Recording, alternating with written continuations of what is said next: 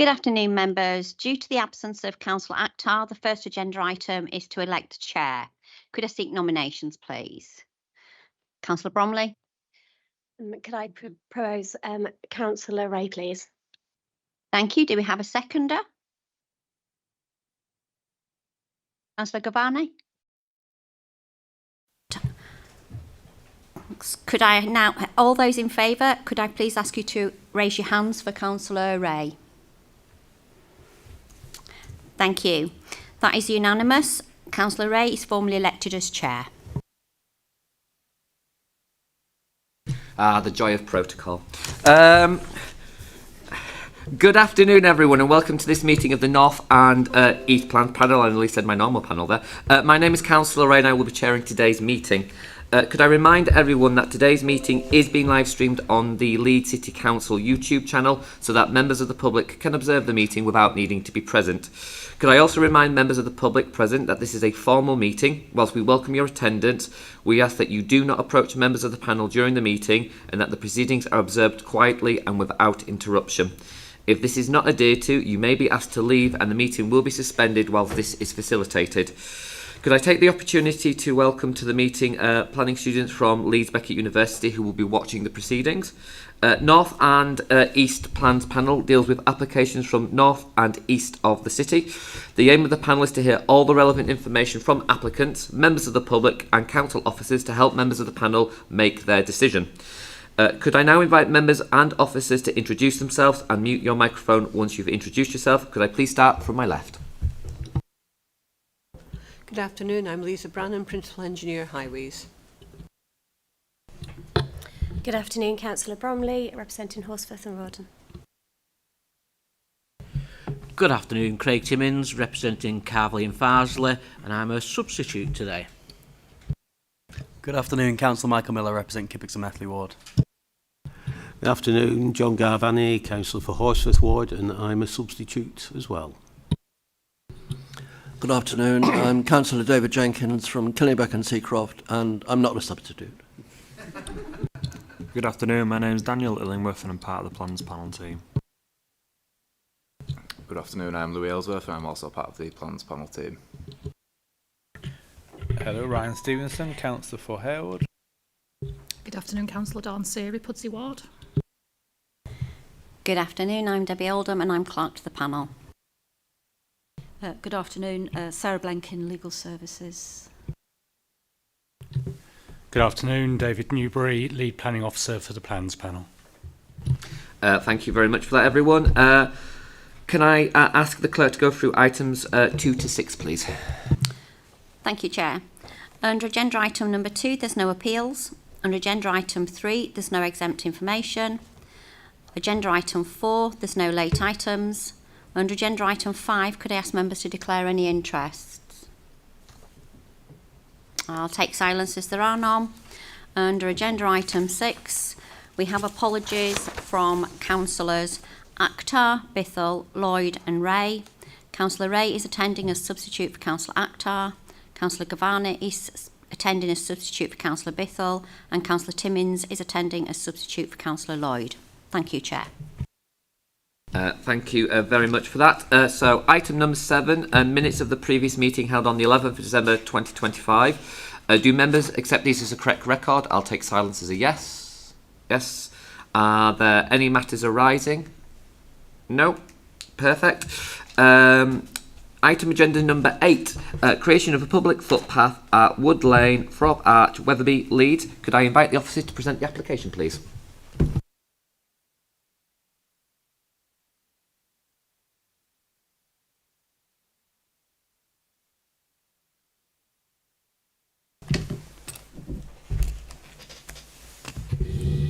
Right, thank you very much, Chair.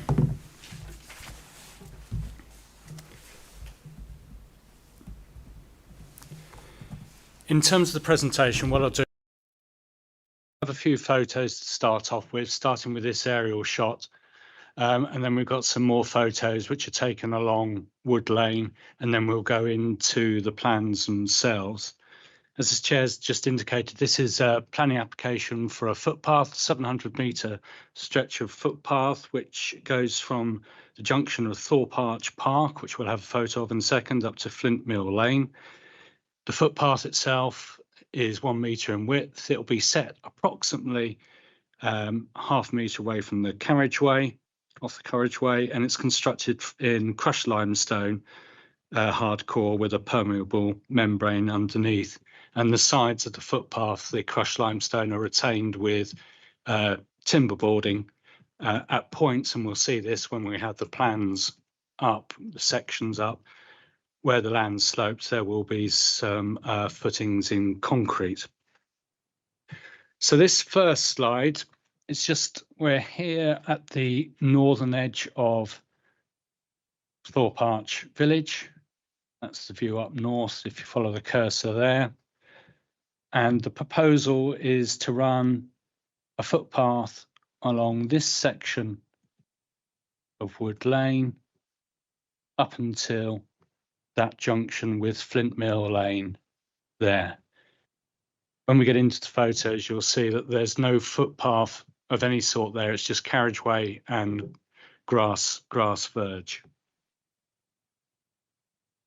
So I should have said that this application has been referred to Plans Panel by one of the ward members, Councillor Harrington, and the reasons for that referral are set out in the report in paragraph 1. The other thing to note in terms of the generality of the proposal is that it does involve, it does involve the reduction in the speed limit along its length. At the moment, it's round about the speed limit up to this point here, roundabouts is 20 miles an hour. It then goes into a 30 mile an hour speed limit. And then from around about this point here, if you can follow my cursor, as it progresses north, up through there, it's the national speed limit applies. So the proposal would extend the 30 mile an hour speed limit from around about this point for its entire length up to there. In terms of the policy background, just while we're looking at this, it's designated as rural land, special landscape area, strategic green infrastructure and green corridor as per the Thorpe Arch neighbourhood plan, and the site in its entirety falls within the conservation area, Thorpe Arch conservation area as well. So this is a view looking from the edge of the village, looking northwards from the junction of Wood Lane with Thorpe Arch Drive. Here, the footpath would run from around about this point here, alongside this historic stone wall. It's not a listed wall, but it's historic in the sense of its age and how long it's been there. Members will notice the trees along the left there. They're protected by virtue of their conservation, the conservation area, and many of them are subject to a tree preservation order as well. The other matter to note there is that you can see these speed limit signs there. I think they're the, once you break from the 20 mile an hour speed limit from the village into the zone, which goes to 30 miles an hour. And this is a view looking just from the north back down towards the village. The footpath would run adjacent to this wall and the trees there on that side of the verge. And this is a further view up, obviously taken at a different time of year. Again, it would be running alongside this wall here in the grass verge. And from these photos, members can see the nature of the road and the character of the road. And that there's actually, at the present time, there's no provision, dedicated provision for pedestrians. And that's important in the sense that this stretch of Wood Lane actually forms part of the Ebor Way, which is a 70-mile walking route which links Helmsley and Ilkley.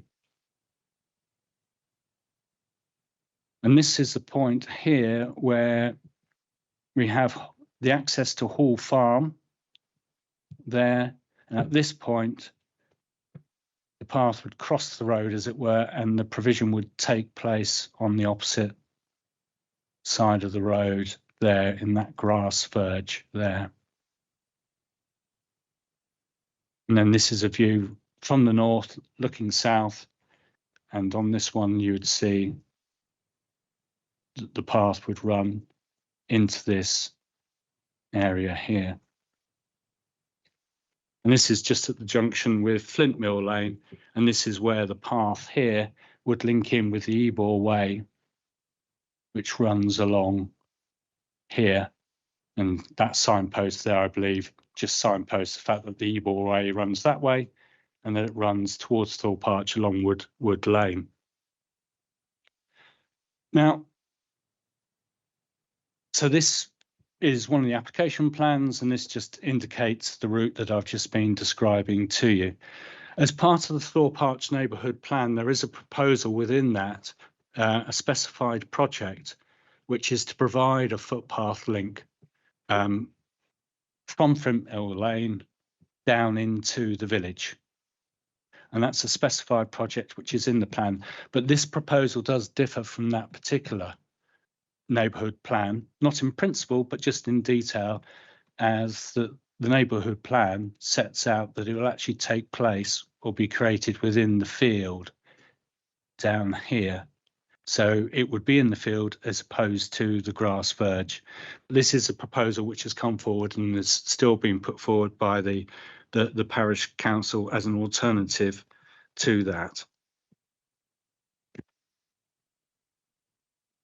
So the next two slides just show this in a little bit more detail. It'd be difficult to read the annotation, but the annotation on the plan basically says it's a new footpath set in 500 mil away from the roadside and is around about a metre in width. So that's the northern section of the footpath. This is the southern section of the footpath. And these are the sections, cross sections through the footpath itself. So on the left hand side, you'll see cross section 1, cross section 2, cross section 3. This little line here, these little uprights indicate the hedge, and the grass verge is that line there, and that line there, and that line there, with the road, that being the flat line which goes off that. And here on the other side, these sections just show the proposal in a little bit more detail. So the top bit there is 20 mil of crushed limestone. Then there's a membrane underneath. And then here we have the timber boarding retaining on either side. And then we've got some concrete foundations inserted where the land slopes. So that is on the northern section where it runs adjacent to the hedge. We have one section to show where it runs adjacent to the wall. The wall is that extent there. So this would be set down slightly from the wall with the changing ground levels there, but same construction. 20 mil of crushed limestone with timber boarding retaining it on either side. Then a buffer to the carriageway of around about ½ metre or so. So that's the application, that's the proposal. So in terms of a summary, what's contained within the report, it's accepted that this particular footpath, in terms of its widths for accessibility purposes, falls below what we would normally seek, as it were. However, that needs just to be balanced against the fact that there's no footpath there at the present time, and officers have formed the view that this is essentially a net benefit in terms of people who are looking to walk along that section. And you couldn't really achieve the required, the standard footpath, as it were. And there's questions as to whether that would be an appropriate treatment given the rural location and conservation area. You'll see also from the report that there are concerns which have been raised in respect to trees and drainage. But again, from an officer point of view, it's the trees which, there you can see them picked up in these slides here. From a planning officer point of view, we've looked at that and thought, well, the wall exists there anyway. The strong likelihood is that that's going to retain many of the roots. It's a relatively light touch construction with the timber boarding and the gravel and the membrane. So it's unlikely that that's going to cause any particular issues for those trees. And in terms of drainage, it's of a permeable nature, the construction, so that shouldn't create a problem. In terms of biodiversity net gain, it will be delivering it on site, and the report deals with that. There's basically wildflower seeding on opposite sides of the verge to enhance biodiversity. It provides the benefits of, as I've said before, the segregated footpath and the reduction in speed limit for its length, so that's a considerable benefit. It delivers the aspiration, at least, or the principle of a neighbourhood plan project, albeit accepting that it's not as described in the neighbourhood plan itself. And from a conservation area aspect and countryside aspect, the design is considered appropriate. And the same could be said in terms of its impact in terms of special landscape area and rural land setting. There's one other factor which officers have placed significant weight on, which weighs heavily in favour of the grant of planning permission for this.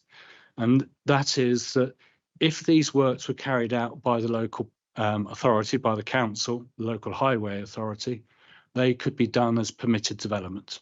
They wouldn't need planning permission from us, as it were. The applicant had reached agreement in principle for a path of very similar, well, of the same specification. However, the applicant has just chosen to submit a planning application to go through the planning process to confirm its position and delivery of the path itself, which has, from our perspective, certain benefits because it gives us a little bit more control over, from a planning point of view, over the design of the path itself to limit its environmental impact. So from a planning officer point of view, the planning balance is significantly in favour of this particular development. It is subject to conditions, and there is an amendment that we'd like to make to condition number 5, which refers to a 0.5 metre buffer to the highway. It should actually, for accuracy's sake, refer to the carriageway. That's it. Thank you, Chair. Thank you very much for that. We have speakers against the application. Could I invite David Bentley to the table? Once you have settled, you'll have 4 minutes to begin once you've indicated.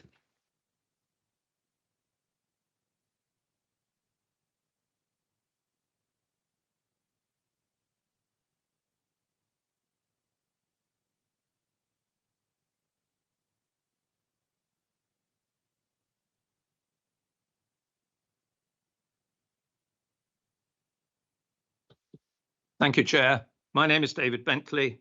I'm a chartered civil engineer and I've spent part of my career in highway design and construction.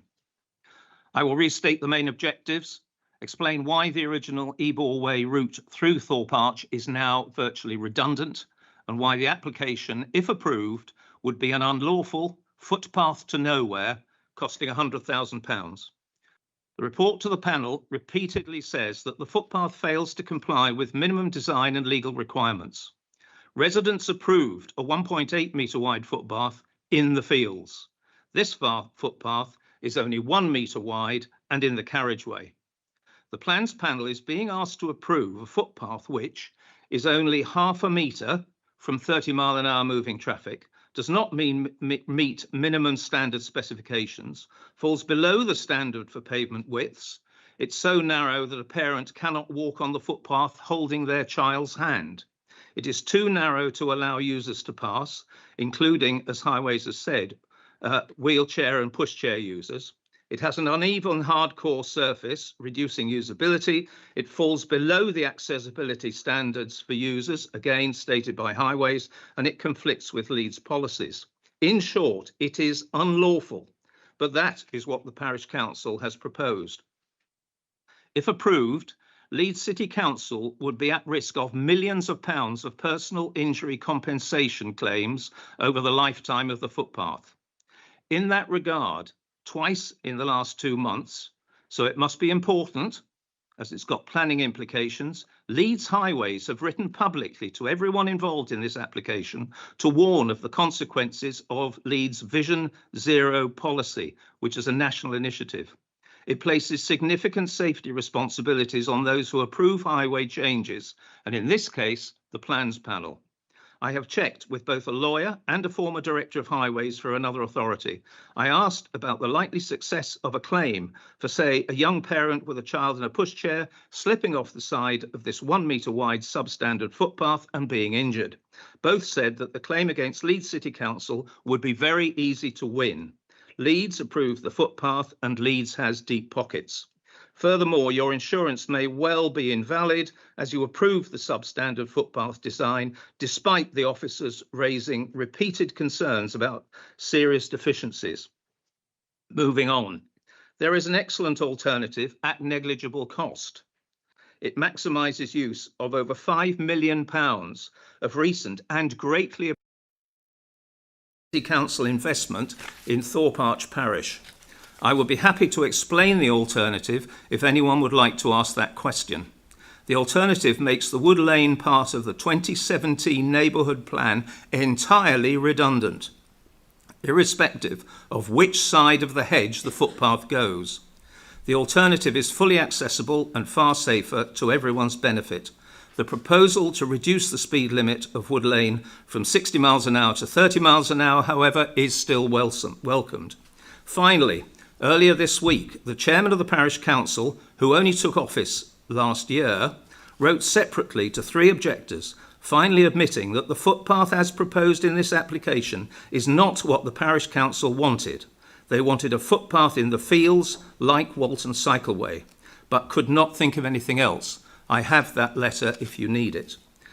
At best, this seems negligence. They should have taken more time to understand their responsibilities under the neighbourhood development planning rules and talk to residents. Instead, requests for open discussion with residents have been refused. Please reject this application. Thank you very much for that. And just before going to questions, just to some advice for members. You've been asked to potentially ask a question about an alternative scheme. You're here to make a determination on the scheme that is here today. So though I may allow that question to take place, please don't dwell on it because it's not an alternative that we're here to discuss. Are there any questions to the objector, please? Yep. I was going to ask I know what the alternative is, but I was going to ask in a sense of, just so we understand, there's in the outset, the officer had suggested that weight had been given to the additional amenity value of what's proposed. So my question was going to be on the alternative. Could you just explain to us what the amenity value is already in place in terms of walking from A to B, and what impacts this might have to alter what's already in place? I apologise. I didn't quite catch that. Does that mean, would you like me to explain the contrast between the two? Yes, but given the chair's ruling, if you could just do so in the context of what's already in place and what additional benefit this specific application would give to amenity value. Yes, the current route of Ebor Way, which incidentally I walked on Monday, is almost impassable and is becoming increasingly less used. It is falling completely out of favour because Leeds have spent £5 million building a bridge across the River Wharfe and building the cycleway and footpath all the way up into Wetherby. It comes at some points within just 1 field width of the current Ebor Way. It's a lovely walk. It's 2.5 metres wide. People are using it all the time. It's flat. It's entirely accessible the whole way. And that is so easy to change. All you've actually got to do is turn a few signs round. People are voting with their feet already if you'll excuse the pun, because they're using that route instead of Ebor Way. Very soon, Ebor Way will be non-existent, and this footpath will be a complete waste of money because it doesn't go anywhere else. Nobody else would use it. Any other questions to the objector from members? And I did appreciate your pun, thank you very much. It's always good to get a little joke into these meetings. So thank you very much. And if you'd like to go back to the public gallery. I believe we have some speakers in favour of the application. Could I invite Roland Blackburn and Footpath Parish Councillor Edward Harrison, if you can tell I've had enough coffee this morning, to the table. And any other people you have that are there with you. Once you're sat down, your 4 minutes will start once you've indicated, please.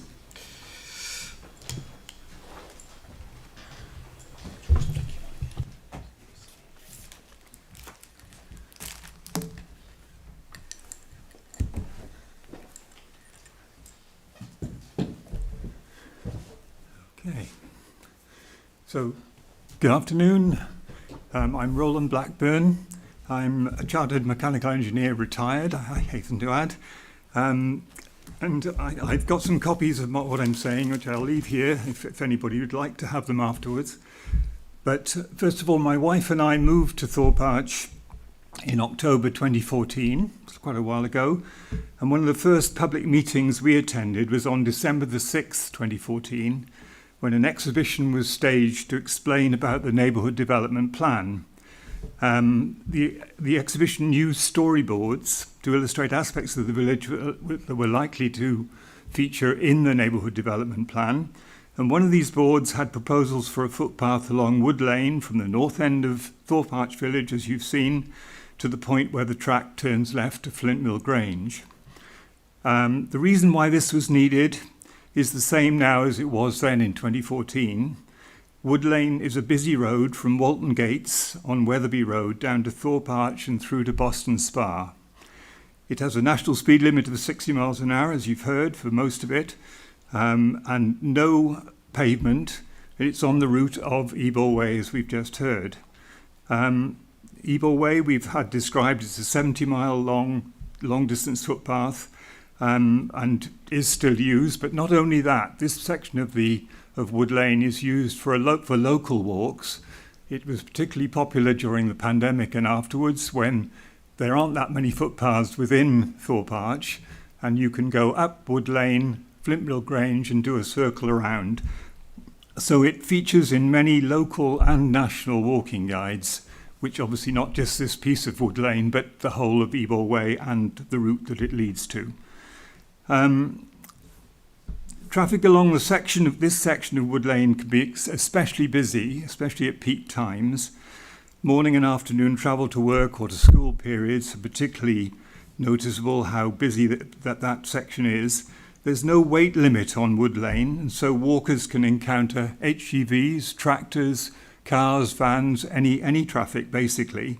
And there are places where HGVs have to go. They can't go across Thorpe Arch Bridge, but they can deliver into Thorpe Arch, and they deliver to the car sale place, which is we saw on the photographs. The path actually crosses, the proposed path crosses that entrance.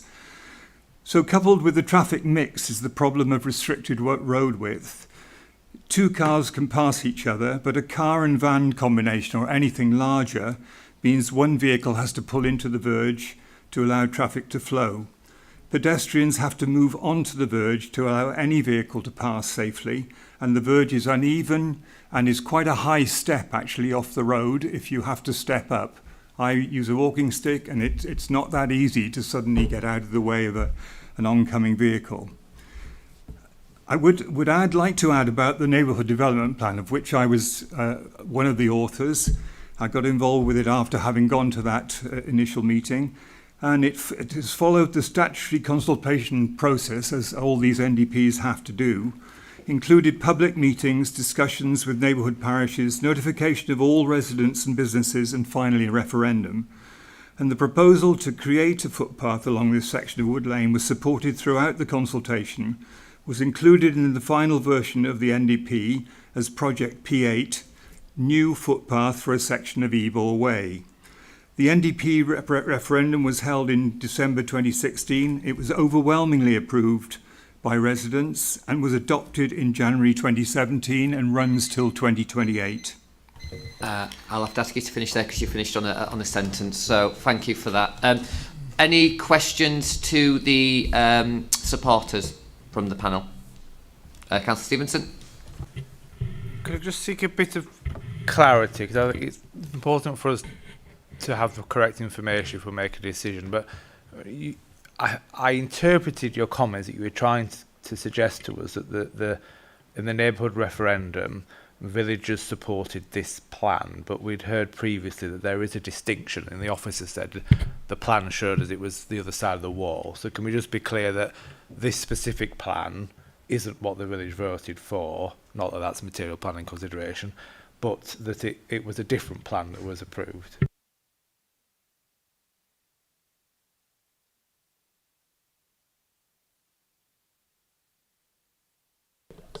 Sorry. No, the point that I'd like to make is that there was a subsequent community survey in the parish in 2022 where this plan was also basically discussed, and any issues that were wanting to be put forward as issues from the parish were invited to be from any members of the parish. Also, I would like to say that in that discussion there was a discussion of how plans would be financed, anything that people wanted, where the community infrastructure levy was discussed.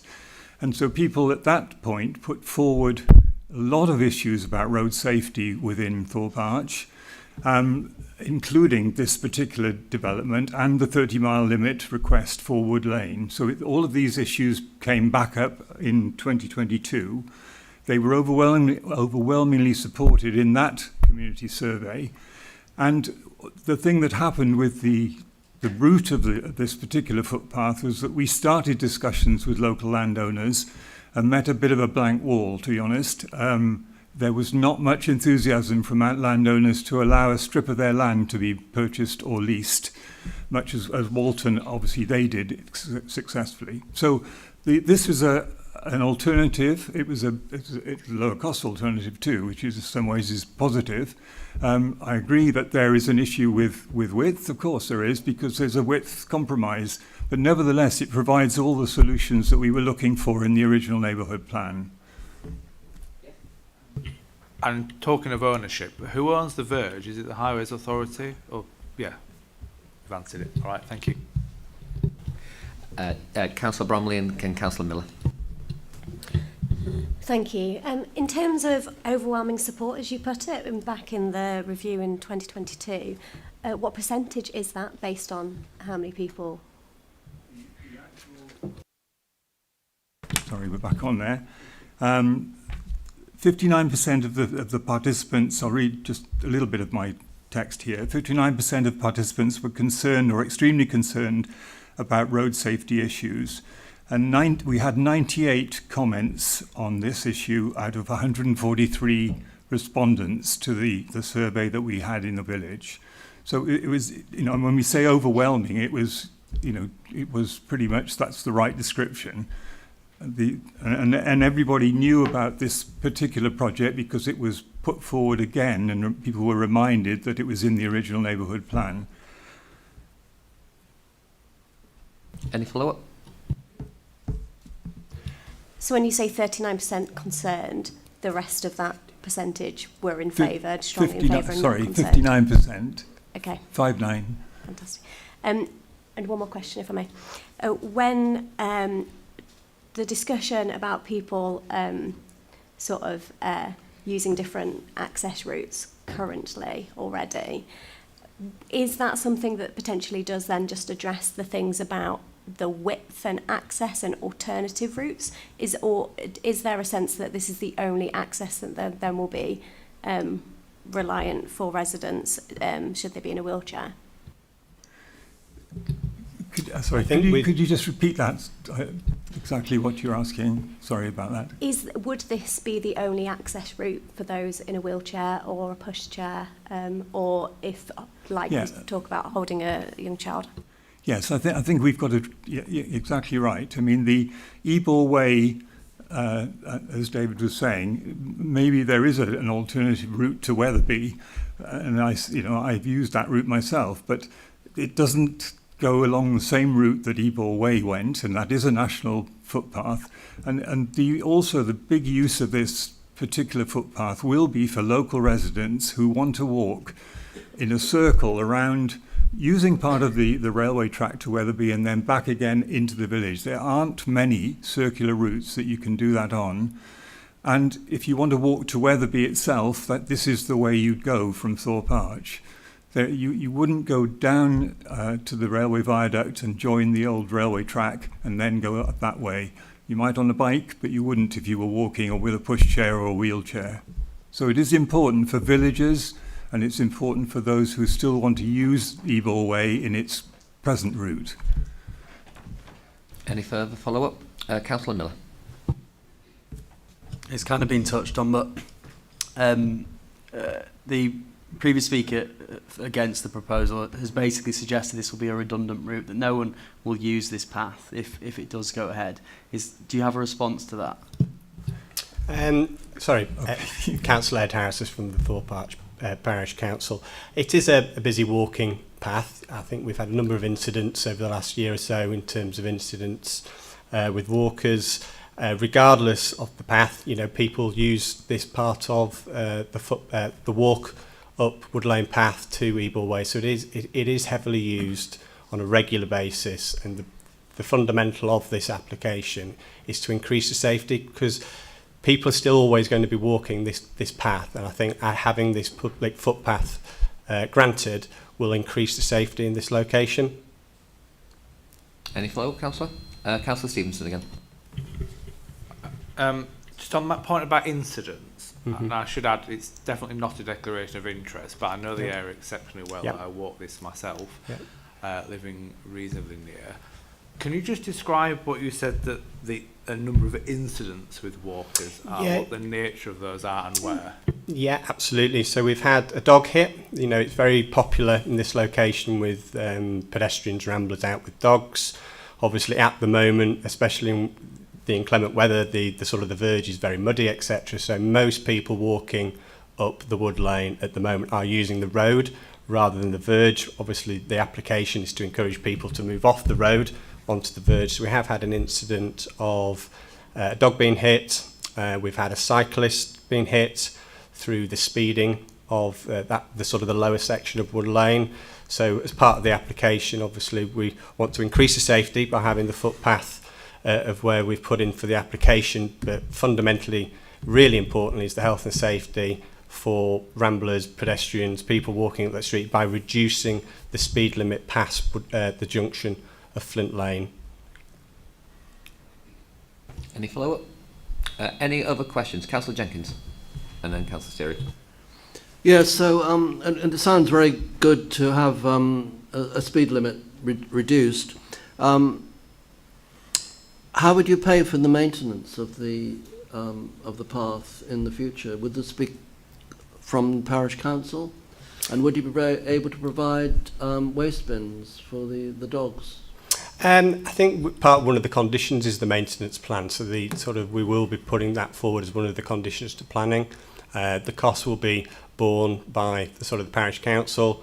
There will be a sinking fund from apparently some of the SIL to cover the cost of maintenance over the period of obviously the use. We're getting that information in from the Boston Spa Parish Council in terms of there's a number of very, very similar footpaths with the same sort of specification that we'll be implementing. So we've got a good idea of the cost and the general annual maintenance of the Wood Lane path going forward. But again, we are to provide that as one of the conditions on the planning application. Any follow-up, Councillor Jenkins? Oh, sorry, were you going to say something there? Sorry.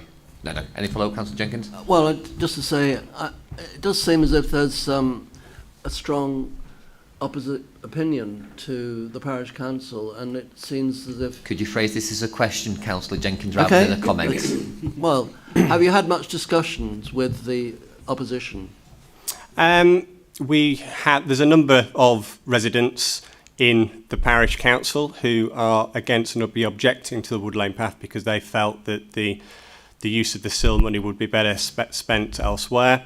We will be having, subsequent to the decision on the application today, having meeting with a small number of objecting residents from the village in terms of how we move forward to try and appease those sort of objections and queries moving forward.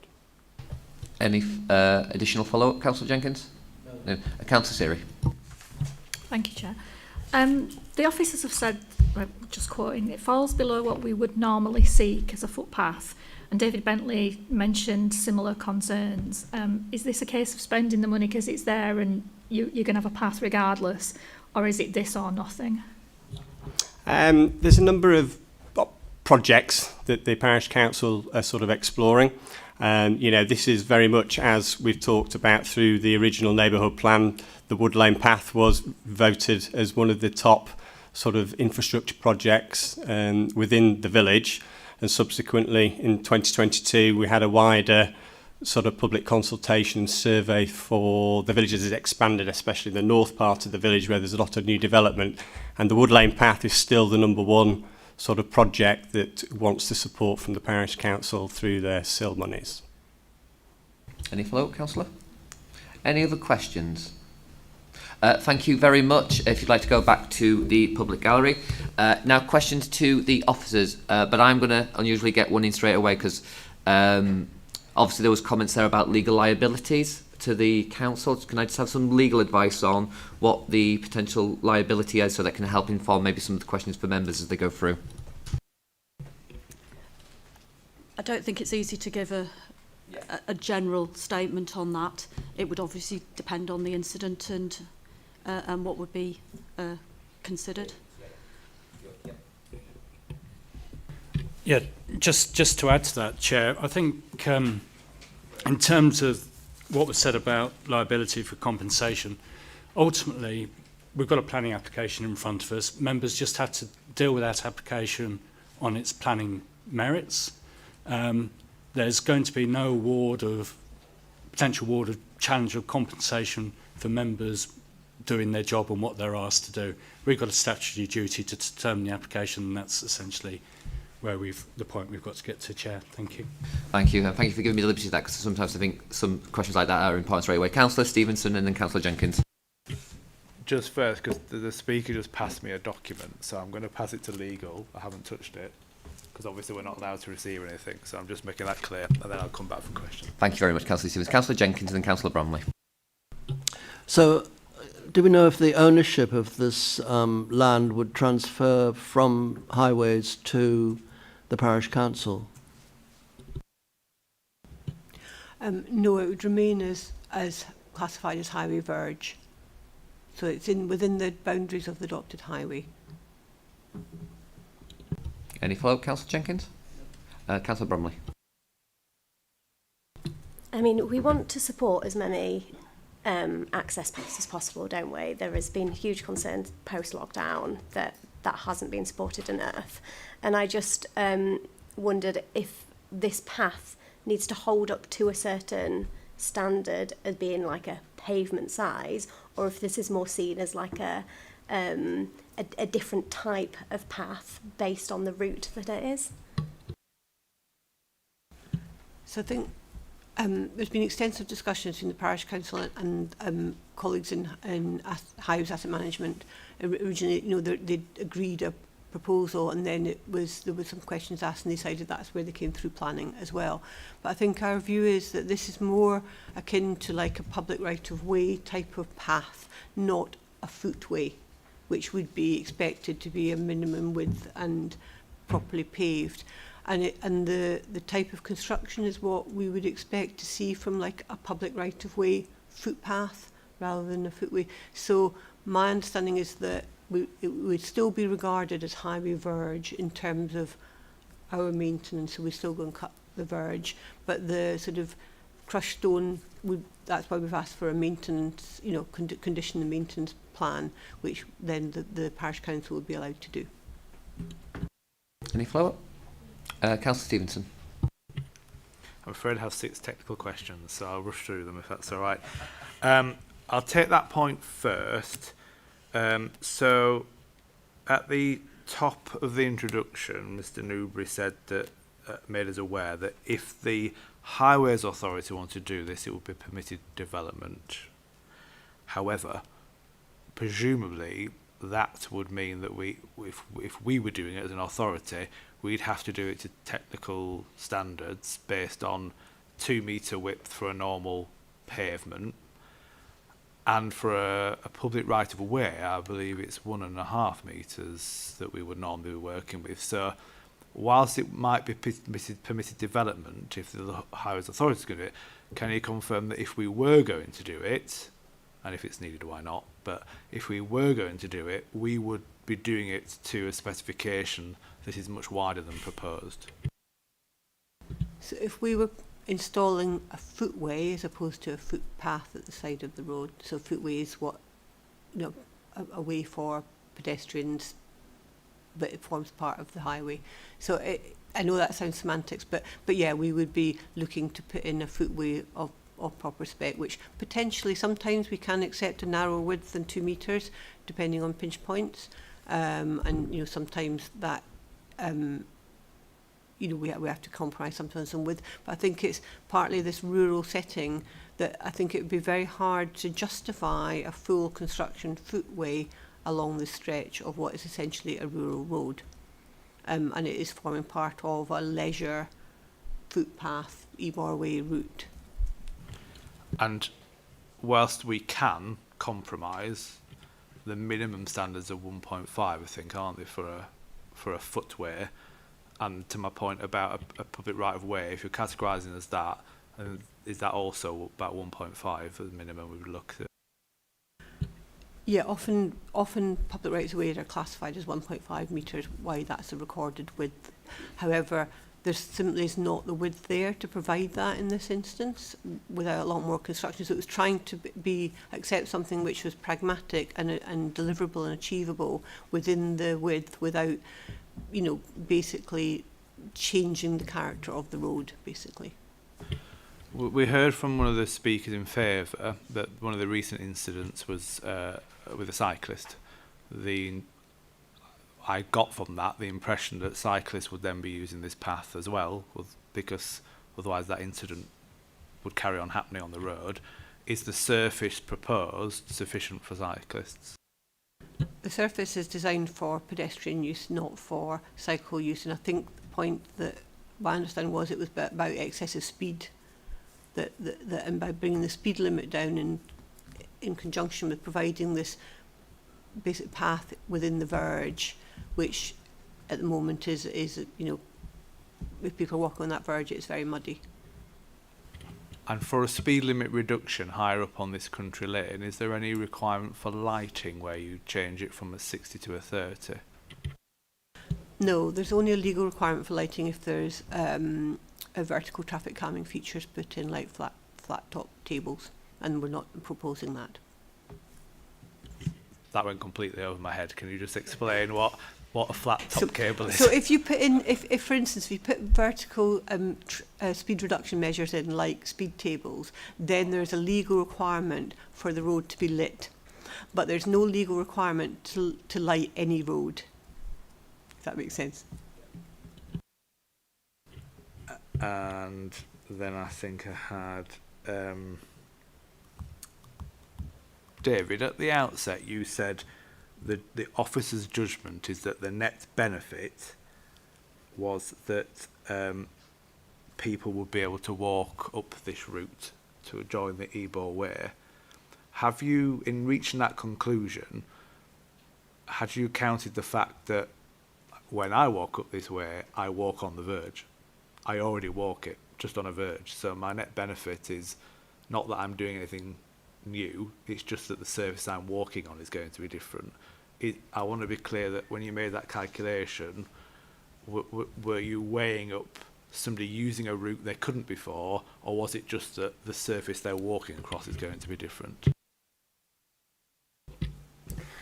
No, I suppose it depends on your ability and your ambition, doesn't it, in terms of whether you use the verge or use the road. But the comment, I suppose, yes, I was trying to frame the comment in the sense that it's more accessible to more people to be able to use a path in the verge as opposed to walking along the road itself. Councillor Timmins next, I believe, indicated. Thank you, Chair. I've just got a couple of questions on the material. So my experience with similar paths that have been installed on grass with materials that look similar to what's going to be used, the crushed limestone, is twofold.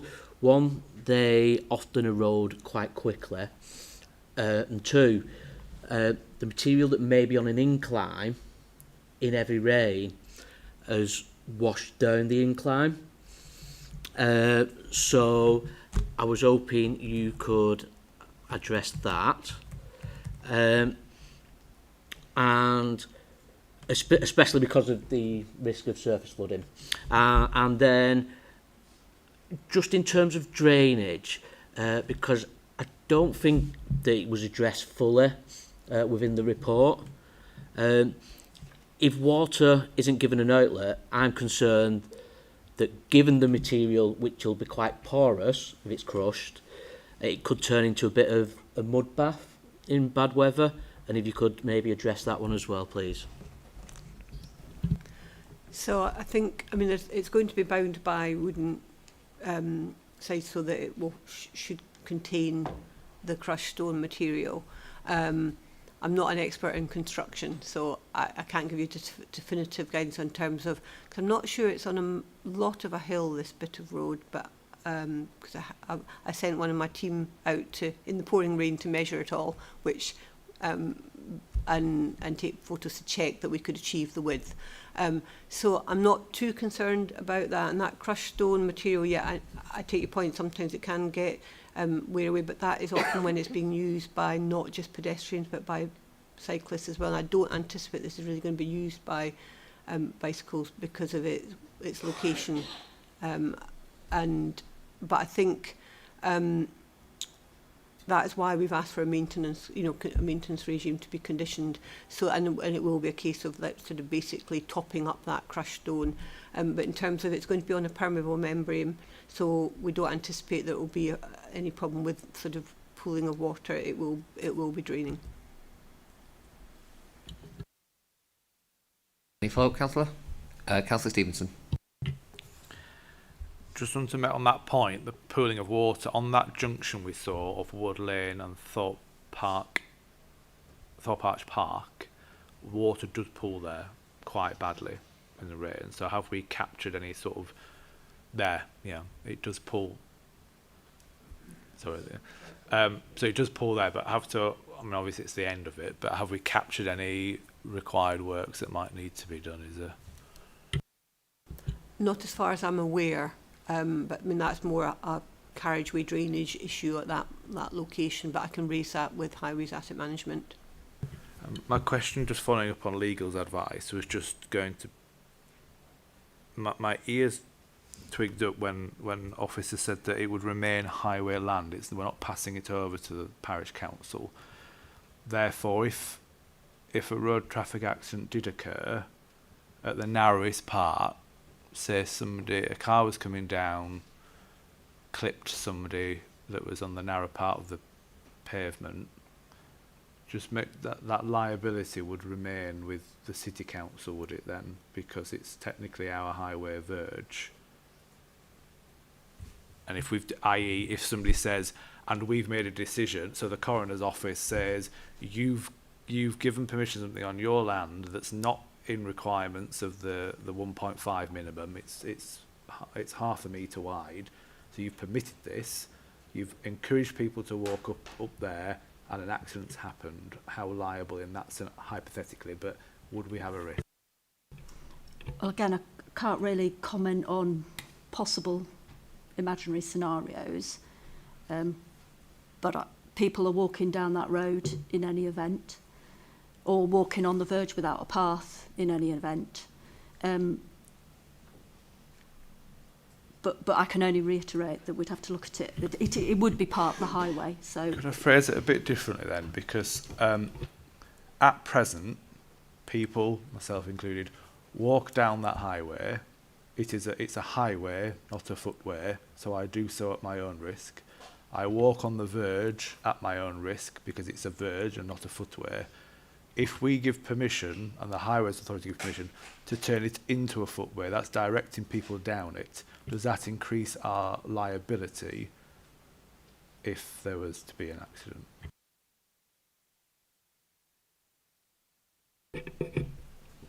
I'm not sure that I can answer that one because it would depend on the specific incident, I think. The highways might be able to assist. The only thing to add is that part of the reason we have conditioned this half a metre verge setback from the carriageway.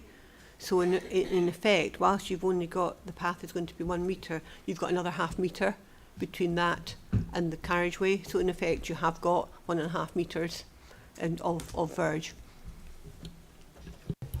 Any follow-up, Councillor? Any other questions to officers before we move to comments? Councillor Siri?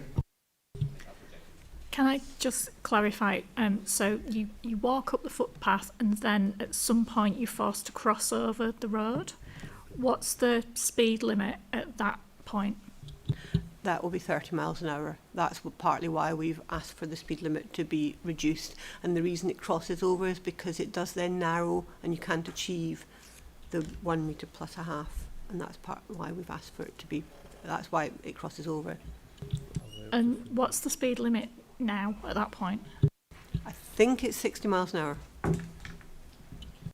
I've got Councillor, is it on this point because I've got Councillor Jenkins next? Okay, yeah, if it's very specific on this point then we'll go to Councillor Jenkins. Yeah, just following up from Councillor Siri.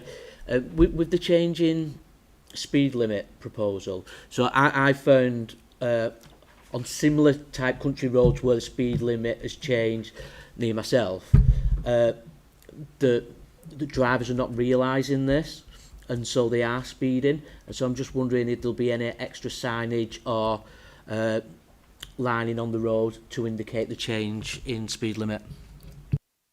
We can have that discussion with our colleagues in traffic management, and there should be one of those sort of gateway, markings on the road. And we can have that discussion with colleagues in traffic engineering along with the parish council, and if that's judged necessary, then we'll require that as part of that speed limit change. Councillor Jenkins. Yeah, thank you, Chair. So if this path is going to be used more, I mean, it might attract people trying to use it in the winter, and the possibility of ice, and would there be a possibility of a grit bin or a sand bin? A salt bin, sorry, somewhere, but I mean it looks very narrow, so where that could be I don't know. And the second thing is I wonder if we should defer some of this for a legal opinion on whether there's any case law regarding provision of a footpath specifically on council land without it being asset transferred to the parish council. That sort of issue. I'm not sure that's a planning consideration as such. And I think the footpath will be within the highway, so I think that's the relevant consideration here, rather than the underlying subsoil ownership. I mean, the works will be done under licence or permit, so they will need permission to do, to build the path, and they'll need the relevant authorities, to do that, whether it's under a 278 agreement or whether it's under a licence to dig up the highway, basically. So, but it will remain as highway. And someone want to answer the comment about a grit bin? Someone want to answer the comment about can a grit bin be provided as a condition? I think there is ways of requesting grit bins through the council website. And then the location would be assessed as whether that's appropriate location for a grit bin. There's one at the corner of my road, for instance, that residents can use. When there was black ice and there was chaos at the end of my road, it was useful to have that. Any follow, Councillor Jenkins? Councillor Stevenson and Councillor Bromley. Just on a technical point on the question Councillor Seri asked regarding crossing points and the speed limits. So if I'm heading towards Wetherby from Thorpe Arch, the first point you will have to cross the road will be at the entrance to Hall Farm, which will be 30 with him. But then in order to carry on at Ebor Way, we have to cross the road again, and that will, by the looks of the map, that will be right on the point that the 60 turns to 30. And we all know cars don't cross that point at 30, they slow down afterwards. So what's in terms of policy, if you've got a crossing point right on the speed limit change, do we have to give notice beforehand, or how does that work? So I think, I mean, there's no policy per se, you know, on that, and you know, there are crossing points on national speed limit roads, for instance. So, but again, we can liaise with traffic management exactly where that speed limit change should be and whether it's set just slightly further north, just to give that drivers that chance to slow down more. But they should actually be travelling at 30 as soon as they're in the 30, not slowing down once they're there. Any follow-up? Councillor Bromley and then Councillor Gavani. Am I right in thinking when you mentioned that this would be done under licence or another part that I assume has the same conditions, that would mean that the public liability would fall on the parish town council?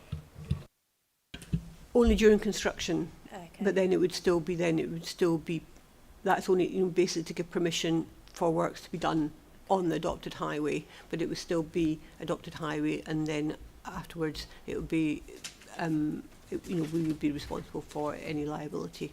Okay. Councillor Stevenson? Was it you? No, I've completely... No, it's Councillor Gavani. Because you keep asking questions like intermittently, it's like a sandwich. Councillor Gavani. Thank you, Chair. On the speed limit thing again, we know what drivers should do and what drivers tend to do. And we're probably all guilty at some point of not actually dropping to a speed limit as soon as we cross the sign. But there are plenty of occurrences where there's countdown markers to speed limit changes. So I would hope that that would be considered, because that would aid it as well. And also, if somebody, highways or maybe the parish council, purchased a SID and had one of those in use as well, could be worth everybody considering. If anyone isn't aware what a SID is, it's a speed indicator device, and we have mobile ones that can be used by community groups, and some parish councils do own them as well, you know, to go out and test the speed. I suppose the question from there, Councillor Gavani, is can we condition it, is what you're indicating? I think it says, yeah, so someone want to answer that? I think they are charged up before they're used, or they're on lampposts. So it depends, because there's mobile ones that we use sometimes with school children outside schools, etc., which aren't plugged into a power supply, so they're charged by the battery. But there's other ones which are attached to lampposts. But obviously there's no lamppost lighting columns here, so that wouldn't be appropriate. Yeah, so it wouldn't be one that couldn't be just a mobile one that could be used occasionally there. Yes, thank you, Chair. Just in terms of conditioning some of these matters, I think we've probably got to the stage where we're talking about things like gateway features, precisely where the 30-mile-an-hour limit is set, and this, sorry, was it called speed indicator device? Yeah, those are sort of matters which really would fall beyond the planning application in terms of conditioning, but there are matters that we can take up with colleagues in highways to try and, as members are indicating, getting the safest possible outcome, as it were, from where, in terms of the speed of traffic on the highway. So those are matters that I would say would be separate from the planning application, but we can pick up on members' behalf because we fully understand the concerns that are coming forward. Ultimately, you know, it's for members to reach the view on the path as it's set out and as it's designed in terms of its planning merits. Any further questions to officers before we move to comments? I'll move to member comments then, please. Councillor Stevenson. Thank you, Chair. There's reading the document, having heard what's been said and balancing that up, but then also knowing the area, try to balance the two things up, and you would see that on a site visit as well. In that, at this top of this meeting, the objector described this as a path to nowhere. And I could see both sides of that, because the path leads into if this is given approval, that the made path leads into a field. That is a path to nowhere. But on the flip side, no, it is a path that's taking you to the rest of the Ebor Way. So it is a path to the Ebor Way. The issue I have is that a lot of emphasis has been put on this being a made pathway makes it more accessible for people, not for people with any disability, mind, because of the width is not compliant with policy and the surface will probably be difficult. It is making it a cleaner walk for somebody along this stretch of the road to access the rest of the Ebor Way. And if I took colleagues along the rest of the Ebor Way, you would find once you've walked down the first part of that field, you are walking on field hedgerows that are ploughed or furrowed, and it is incredibly, incredibly mucky. If you do that midwinter, you are knee-deep in mud, in that it's probably not practical to walk through it at that stage. So the alternative route that everybody takes from that junction is to go either down Donkle Lane or up Church Causeway to the old railway line, which takes you to exactly the same point that the Ebor will chuck you out up at Wetherby. And that is the route that, in fairness, the gentleman made at the outset, that increasingly everybody makes. I live beside the Ebor Way by the £5 million viaduct that was put in, which means everybody now uses that because it's a clean route. It's tarmacked or crushed stone along the railway line. So I can see both parts, that if you are a sort of professional rambler and you've got all the kit and you've got your nice little walking things they use and your dogs with you, and you want to follow the Ebor Way for the nostalgia element of the Ebor Way, then you would continue to take this route at Wood Lane. But you would not care that this surface was crushed stone, because the Ebor Way, most of its part, is walking through field hedgerows. You are going to be equipped for that walk. I can't take into consideration whether it's good use of taxpayers' money to use £100,000 to create a duplicate walkway. I'll leave that one hanging. It's not a material planning consideration. Nor is it a material planning consideration as to whether we should be reducing speed limits on a rural road.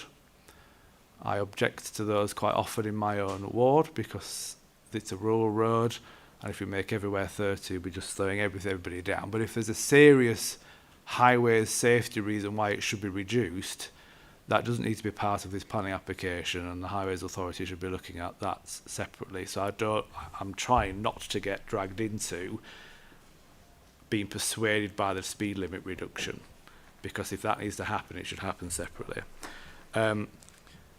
So overall, I'm coming down to whether what I think I'm being asked to do is agree to something that we understand is not policy compliant, because of, if we were to do it ourselves, we wouldn't be doing it this way because it's too narrow.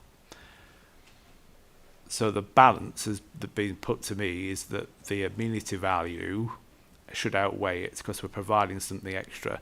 And for me, that test just isn't met, because there's already an additional one. You can go down the old railway line up Church Causeway and get to the same place in a cleaner way, that you don't get as muddy. So on the harm versus the benefit side, I haven't been persuaded, because to me the risks of agreeing on council land a footpath that is too narrow by our own standards, that, in fairness, the hypothetical scenarios, we are unsure of what legal risk comes back to us and whether it's actually safe to do that. I haven't been persuaded by that, so I think that's where I would leave my comments, Chair. Thank you. Councillor Miller. As with a lot of these meetings, I agree with a lot of what Councillor Stevenson has said. I think I come down at a slightly different position, but ultimately the strongest case we've heard against this path today is that it's a waste of money. Well, that may well be the case, but that's not for us to decide. Ultimately, this, I don't know how well this path will be used. We've heard differing opinions on that today, but ultimately, some people use this route. It's very likely that it will be made safer as a result of this plan today. I think it's inarguable, really, that case. On the balance of things, yes, there's clearly policies that it's not compliant with. On the balance of things, I think there is an amenity benefit. We've heard too much today about a plan for an alternative path which doesn't exist, and we shouldn't really be considering today. And based on the merits of the plan we have in front of us today, I don't think there's a compelling enough case to argue against the recommendation. So I am minded to support the proposal today. Thank you. Councillor Bromley. I think the fact that we're increasingly, asked to support on the neighbourhood plans, listen to local consultations with a more direct communication path, and the fact that they reviewed in 2022 and that it was overwhelmingly supported for this project to be funded. So even though it may not be ideal, it's been something that has generally been supported by residents in the community. And I think in terms of highways, that because changes are coming in, that it only makes sense really that we look at then supporting or conditioning in that there is further discussion on that, how it's certainly communicated from 60 to 30 is such a significant difference that I think that it needs to be very clearly communicated for effective outcome. Any other comments before I ask for the officer to sum up? Would you mind summing up where we are? Thank you, Chair.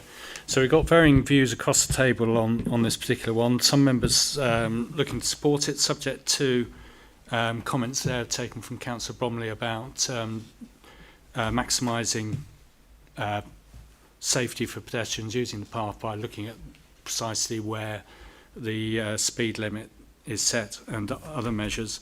I did say before that we'd deal with those as a separate measure.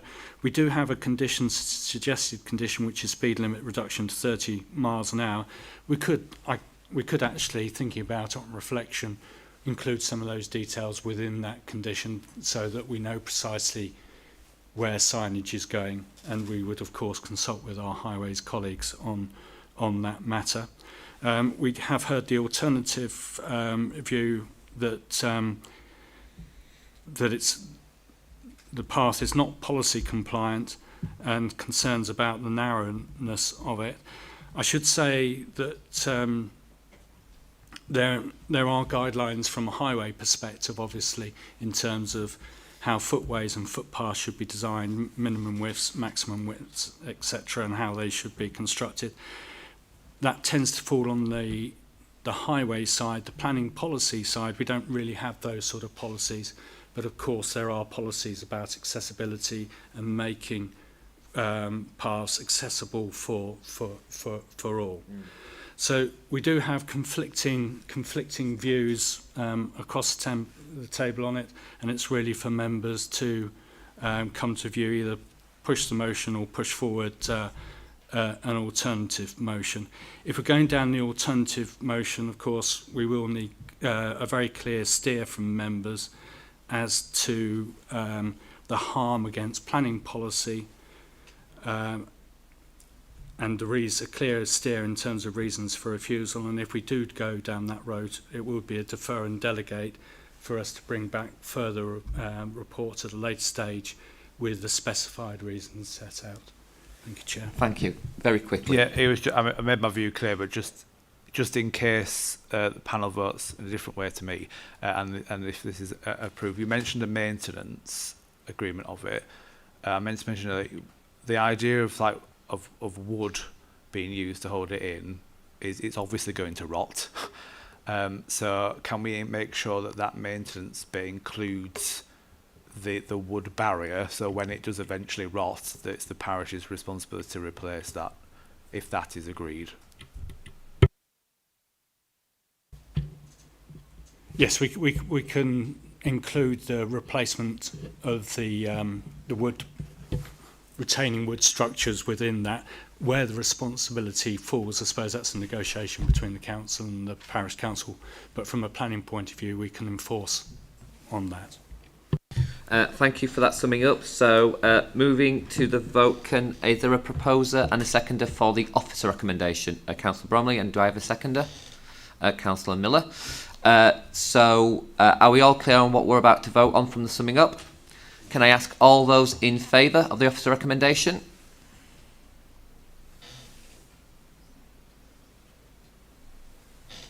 All those against? And for completeness, any abstentions? Would you like to sum up the result of the vote, please? Yes, thank you, Chair. Just to confirm then that members have resolved that planning permission should be granted, subject to the conditions set out on page 13 of the report, with the amendment to condition 5 to refer to carriageway, with condition 3 to include matters about the precise location of the sign and other highway matters, and in terms of condition 6 to make sure that we cover off the point about the maintenance of the path and the associated boarding which retains it. Thank you, Chair. Thank you very much. Moving on to item agenda number 10, hybrid planning application for a phased development seeking planning permission for the development. Oh no, I'm reading the wrong one. That's the one after that, sorry. I need more coffee, clearly. Item number 9, permission for a change of use from a single family dwelling use class C3 into a 3-person house in multiple occupancy use class C4 at 43 Victoria Grove, Aldermanthorpe, Leeds, LS9 9DW. Can I ask the officer to present the application?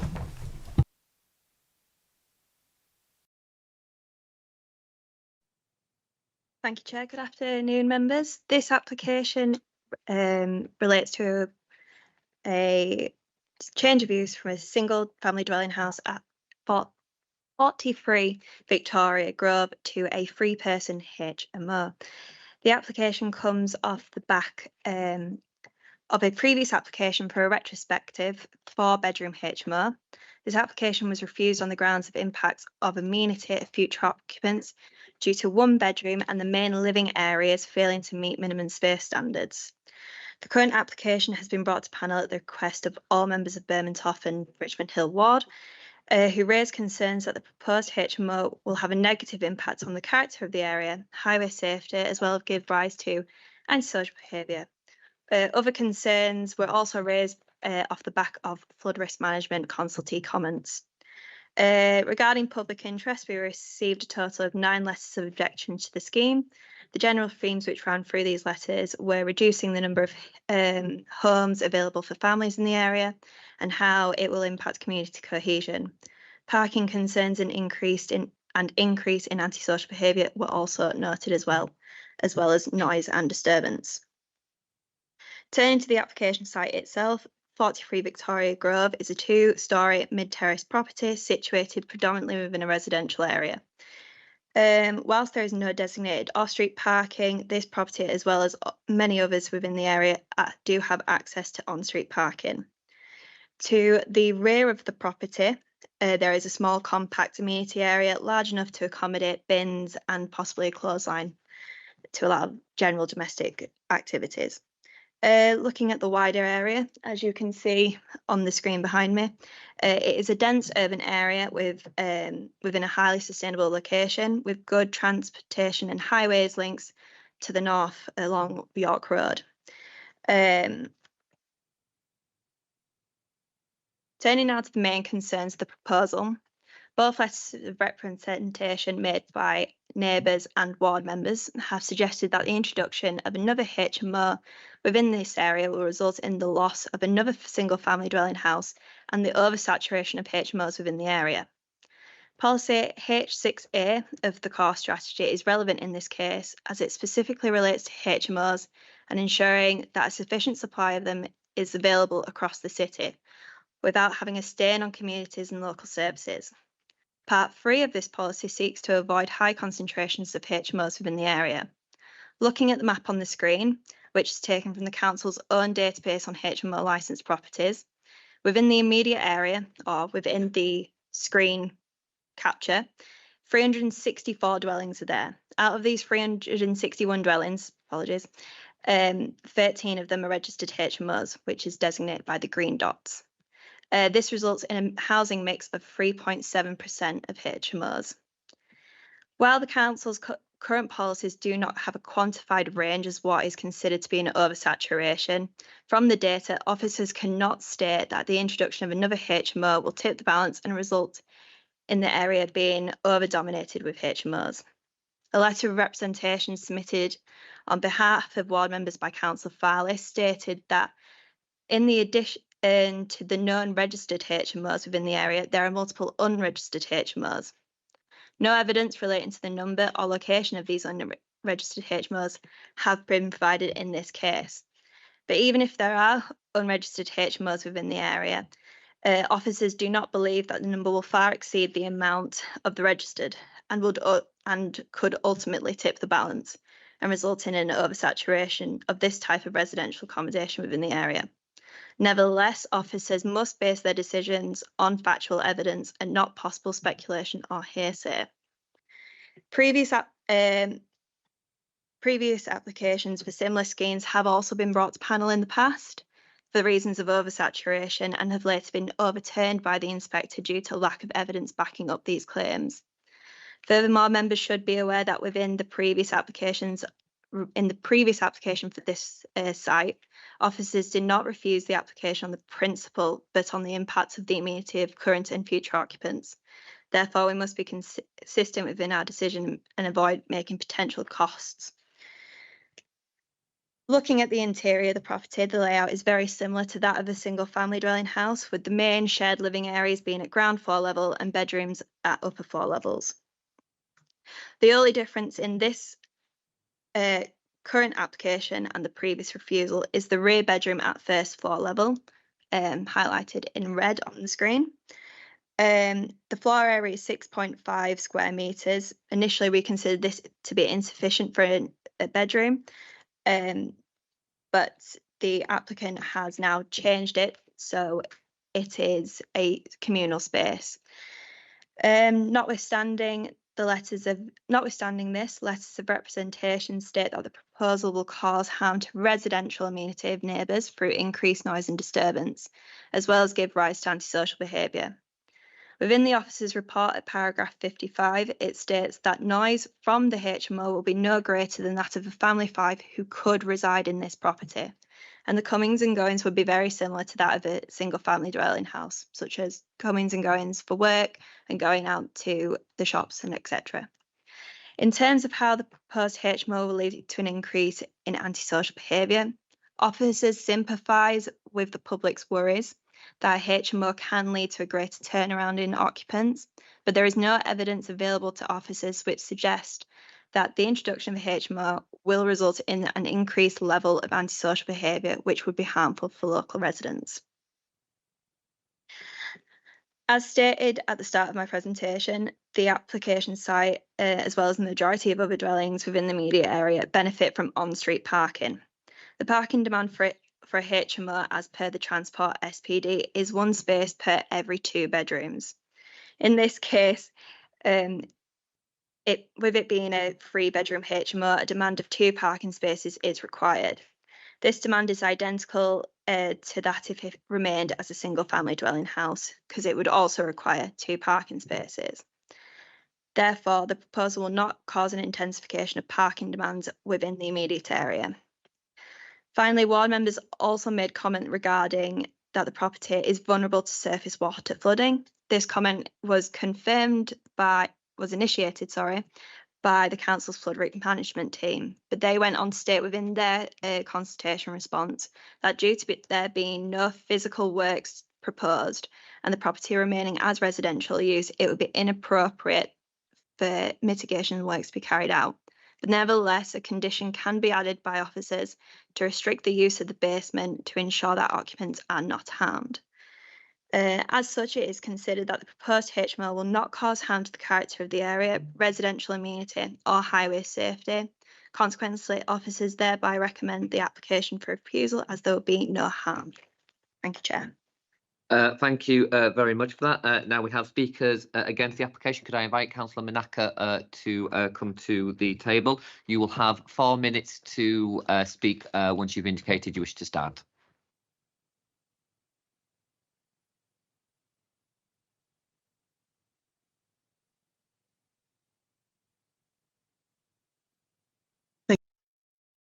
More minutes than that. Yeah, thank you.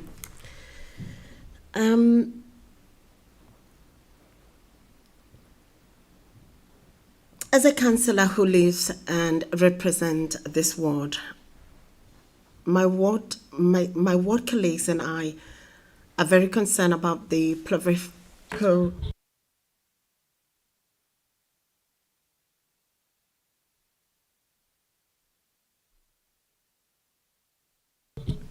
My ward colleagues and I are very concerned about the proliferation of both illegal HMOs and Airbnbs operating in the area.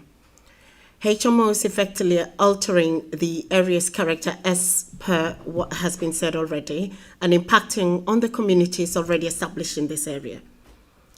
Further concern is Plans panel have not considered the impact of having these HMOs around this area of Osmonthorpe, which is family-oriented. Victoria Grove is a predominantly family-oriented street and single household dwellings. Introducing a HMO will alter that character, and it does not reflect on the identity. Again, having a transient population, reducing long-term community stability. The application does not reflect the identity, which is, as already said, and HMOs are typically generating high levels of activity compared to single family homes. Increased comings and goings, visitors and shared living arrangement can lead to noise and disturbance, harming residential character and amenity of neighboring properties. The application does not respond to this local character or need of housing in this area, and it will negatively impact on the established community, which has been a common theme in HMOs in the local area. And based on the NPPF housing mix and need, which does state when necessary to have an HMO, but what is necessary in this area is to have it remain sustainable as a family-oriented place where families can thrive.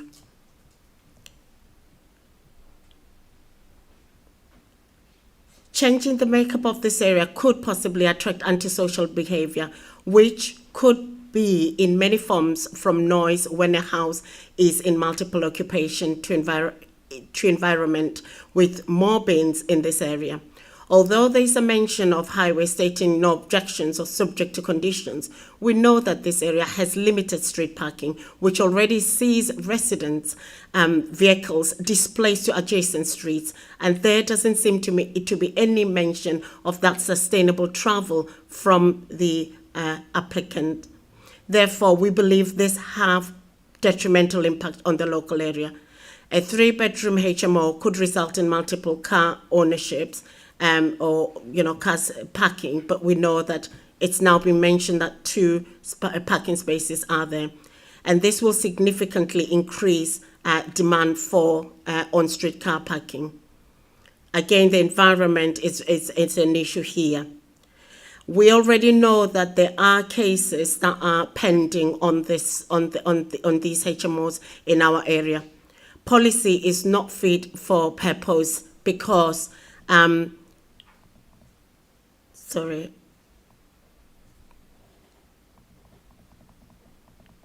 policies not fit for purpose, especially in this area, such as ours. Okay. Such as areas such as ours, which has a lower set of index of multiple deprivation. Enforcement cases on page 37 are pending. This was after residents highlighted the antisocial behaviour and volume of vehicles coming and going. Officers say that they don't expect that this HMO will cause antisocial behaviour and increases in vehicle, but we know already that it has caused this, and that is the reason why this has come to light to this panel. The question that needs to be asked here is how many cases are currently opened? Can this be your last sentence, please, Councillor? Thank you. Sorry for that. We gave you extra time, but I just have to be fair to the rules. Any questions to the objector, please, from members? Councillor Gavani? Yes, thank you, Chair. Thank you, Councillor Manaka. You said there's a significant number of unlicensed HMOs in the area. Do you know roughly how many? Thank you, Councillor Gavani. Thank you, Chair. The officers in the plants panel would know that we have registered a few which are still pending. Therefore, we couldn't use them here. They're still pending as HMOs. The one next door to it has also we've had people sending emails where there's bikes and cars that seems to be trading as a business, and it's just exactly right door, right next to this HMO, which this is why I'm saying this planning itself does not consider that there could be some operating we know of which are pending, but unfortunately they are not reflected in this. Any follow-up, Councillor? Yes, please, Chair. Thank you.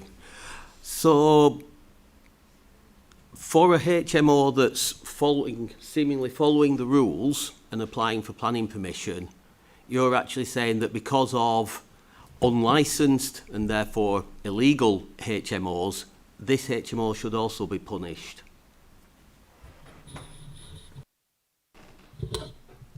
Thank you, Chair. Thank you, Councillor Gavani. I'm not saying now that they are applying, they should be punished.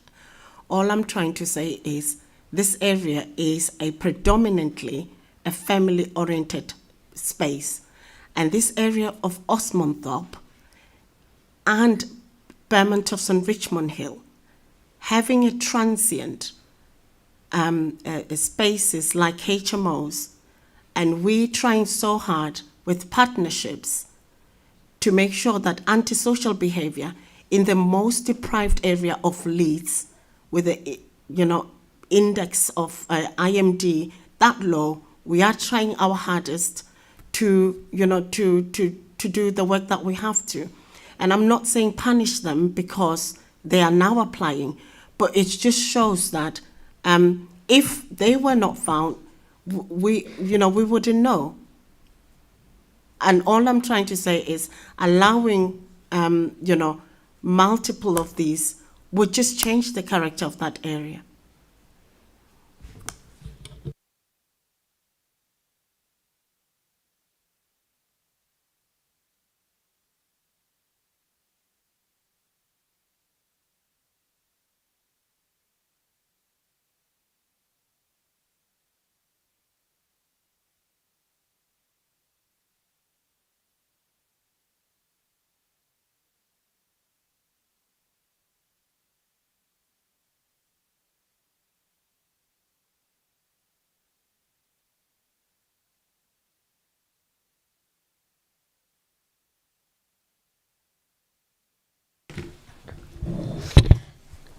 Hi, thank you. To Councillor Manaka or Councillor Farley.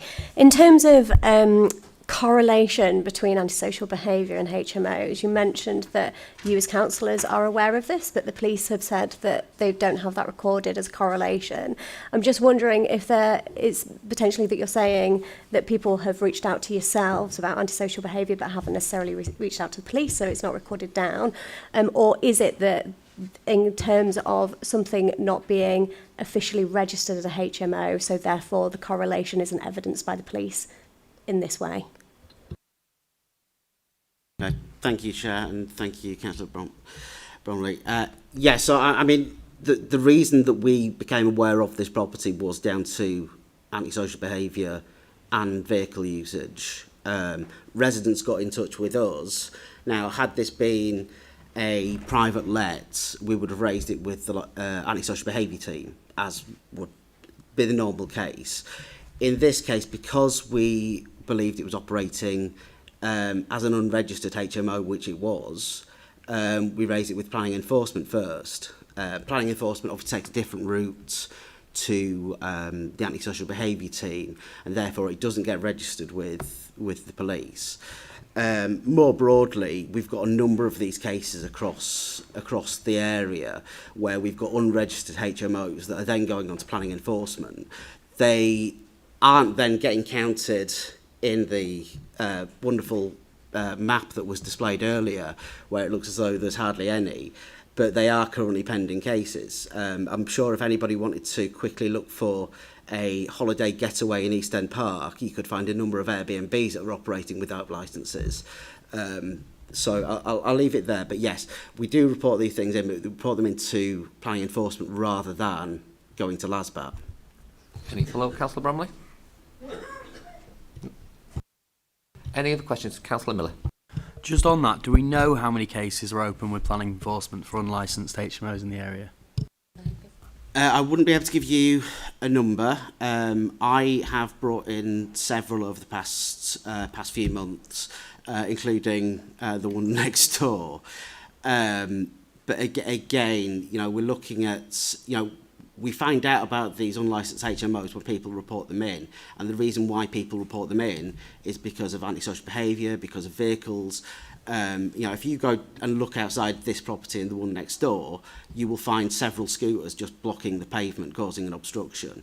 There are a number of cars parked on the street, which again, obviously, I can't say definitively these are not being, you know, these are just sort of like, these are being used for business purposes, but I would suspect, unless, you know, it's the biggest collection of Nissan Micras in the world, they're probably being used for takeaway deliveries. But that would be supposition rather than anything I could definitely say. Any follow-up, Councillor Miller? No. Any other questions to the objectors from colleagues? Thank you very much, and again, apologies for that. There's an issue with my list, and I probably read the script a bit too accurately for my own good. So there are no speakers in support of the application, so it's straight over to questions to officers. Any questions to officers? Councillor Stevenson? Can you just give us a steer on, when I was just looking at this, I thought a 3-bedroom family property with only 1 bathroom is, I guess, fairly common in older properties at least, but I was like 3 separate people, if you will, families, whatever, living in one place with just 1 shared bathroom seems logistically a nightmare. So is there any policy around HMOs that requires bathroom provision? Our current HMO guidance to do with kind of bathrooms and spaces as that is still emerging. I don't believe there's anything specific on how many people. David? Yes, might be able to help. In terms of requirements for rooms in HMOs from the guidance that Emma was just referring to, it says applications for new HMOs should provide the following number of facilities based on the expected occupancy of the HMOs. Where you've got bedrooms, 1 single bedroom per occupancy, bathrooms and WCs, up to 4 people, 1 bathroom with toilet.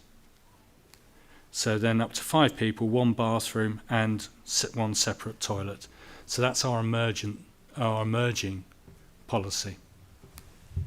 So that in that sense, this proposal would comply with that emerging policy. Any follow-up, Councillor? So, to be clear, so these are single bedrooms, they're not double. Yes, they're Singles. single beds. And in any case, because it's an emerging policy, presumably not much weight could be given to it. Yes, that certainly limits the weight. It's gone through the consultation period, so that's finished. But yes, it would be limited weight that you would apply to it. Any follow-up? Any other questions to officers, colleagues? Councillor Timmins? Do you, as officers, have any data on how many unlicensed HMOs have been reported within the area and that are currently being followed up with planning enforcement? I think we need that information to help us make the decision on the high concentration.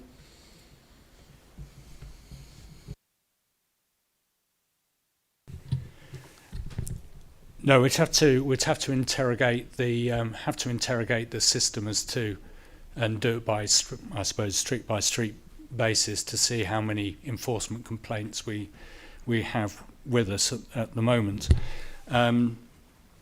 Obviously, one of the things is that when we have an enforcement complaint, that doesn't necessarily mean there's been a breach of control. We've got to investigate it, and then it would have had to come to a conclusion where we either serve enforcement action notice if there's a very clear breach of planning control which results in harm that can't be remedied. Otherwise, we would invite a planning application. Now, in that sense, as far as I'm aware, in terms of that screenshot, this is the only planning application that we have with us in that particular area. I think we're at the moment, we're around about, from those 361 properties, what was it, 3.7%?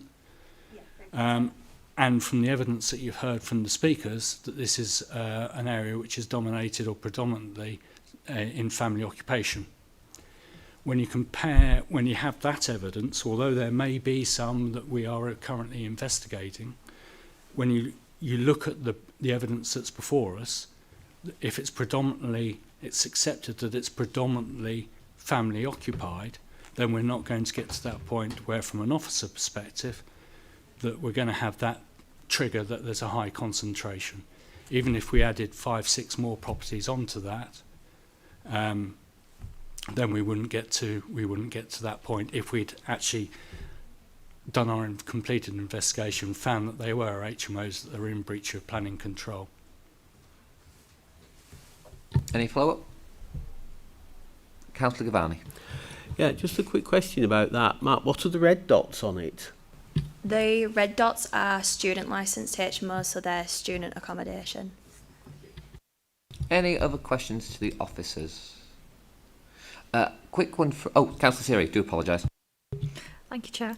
Can I just clarify, is this a retrospective application, or is it currently being used as a HMO, or is it a brand new application? This is a retrospective HMO. Any other questions? Question for me. Is there any relevant case law or inspector cases that inform on concentration levels?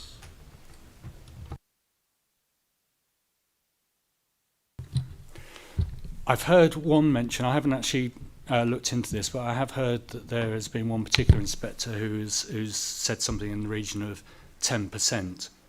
But I don't know the details of that particular case, but that's the only one I'm aware of, Chair. And have we had any, on similar applications, have we had any inspectors go against us where we've refused? Yes, I can think of a number over the years, yes, Chair. Councillor Gavani. Following on a bit on this line, do we actually have any policy as regards, as based on cumulative impact assessments or anything that would limit number of HMOs in an area? There's no qualitative amount. The policy H6A just has a blanket, not a blanket statement, but just states that there should be no concentration, no high concentration of HMOs, there's no number or numerical value attached to that of what the council would consider to be an oversaturation. I hope that answers. Any follow-up? Any other questions from colleagues before we move to comments? Comments then, please, members. Any comments? Councillor Gavani? Yeah, I can understand the concerns around losing family homes, but as we've just heard, if we haven't got anything that says we have up to X percent allowed to be HMOs, I think this makes it rather difficult to deal with. So I think in that instance, I think with this, we have to look at the one property on its own. It meets the requirements. They're not using the basement, so the flooding aspect is taken out of the equation. They've got the spaces, in theory, on street. We know in practice in terraced areas like that, parking is probably at a premium. But I think this is a difficult one to reject. Any other comments from anyone? Councillor Bromley? I'd like to add to that, really. It's sort of almost a bit frustrating that we don't seem to have an ability to be able to argue, especially when it's residents that are really concerned about the change of antisocial behaviour, that we also don't particularly necessarily have the evidence for this area. That seems to be a lot of low-lying and not necessarily done in the proper approved way. And the fact that this is an example of that has only come now because it's been flagged by councillors, it almost seems a bit rewarding that then some can just come at any date that they choose to, and only when they're getting covered, and then it just gets approved. But I would understand that there is a behavioural difference then for people in family neighbourhoods when you have then a HMO next door. But I also recognise that we've not necessarily got any authority to necessarily reject this outright. Councillor Timmins? So the 2008 report on multiple occupation identifies a number of issues that are resulting from high concentration of HMOs. That doesn't say whether they are registered or not. I'm finding it quite hard to come to a view on this, given that there's reports of additional HMOs that are not licensed, because they can still have an impact on the surrounding area, even though they're not registered. So it's difficult to decide, because actually the impact could be much greater than what we've got in front of us just there. Any other comments from anyone? I'm liberty to mind. As someone who represents a very similar area, I do share quite a significant amount of the frustrations I think the local ward councillors are demonstrating around the quantity of data we have on HMOs and the impact they have. And I would be remiss and a hypocrite saying I've not been sat here several times at the bottom of a table putting in an objection to a HMO. But I also appreciate the policy position is basically effectively tying our hands in the position that we're in. It is clearly something we're looking at developing in terms of specifications for HMOs, but I think there's probably, as the city grows and there's a greater demand on housing, there's probably a policy question we need to address. Because as I said, I've had similar conversations in my own area and we are where we are. So any other comments before I ask the officers to sum up and then we go to the recommendation? Could you please sum up? Oh, no. Yes, thank you, Chair. There are some, as previously, there are some sort of, obviously lots of concerns about this, some competing views on this. But I think there is a general, seems to be a recognition from the voices I've heard that despite those concerns and some frustrations in terms of the ability to deal with these under planning policy, as our current policy stands and as the evidence that we have before us, it's very difficult to justify a refusal of this application. If members are of that mind, then it's really for someone to put forward a move the recommendation and second that. Thank you, Chair. Thank you for that. Do I have a proposer for the officer recommendation? Councillor Gavani, a seconder, please. Councillor Bromley. Are we all clear what we're about to vote on? I take that as a yes. So all of those for? All of those against? Oh, you fought for, yeah. So all of those for again, please. All of those against? Any abstentions? Could you please sum up the vote? Thank you, Chair. Yes, to confirm then that members are resolved to grant planning permission subject to the conditions set out on page 35 of the report. Thank you, Chair. Thank you very much. Now, before we move to the next agenda item, I'm proposing a 10-minute comfort break because we've been sat here for a little while, so we'll go into a break. Thank you.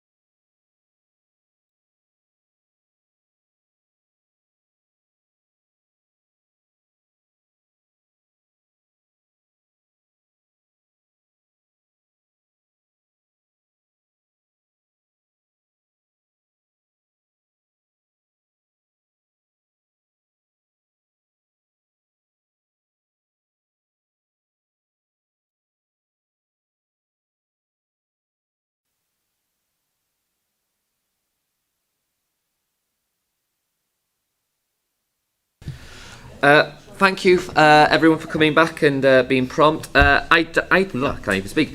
Agenda item number 10, hybrid planning application for a phased development seeking full planning permission for the development of a data centre campus on land at Skelton Grange, Canostropp, Leeds. Can I invite the officer to present the report? Thank you, Chair. My name is Stuart Daniel. I'm the Principal Planning Officer for this application. We also have Raina here, who's the Climate and Energy Officer, if members have any questions. So this is a position statement for a hybrid application relating to a proposed Microsoft data centre campus and outline consent for a warehouse distribution centre and HGV EV charging infrastructure at Skelton Grange, Canostropp.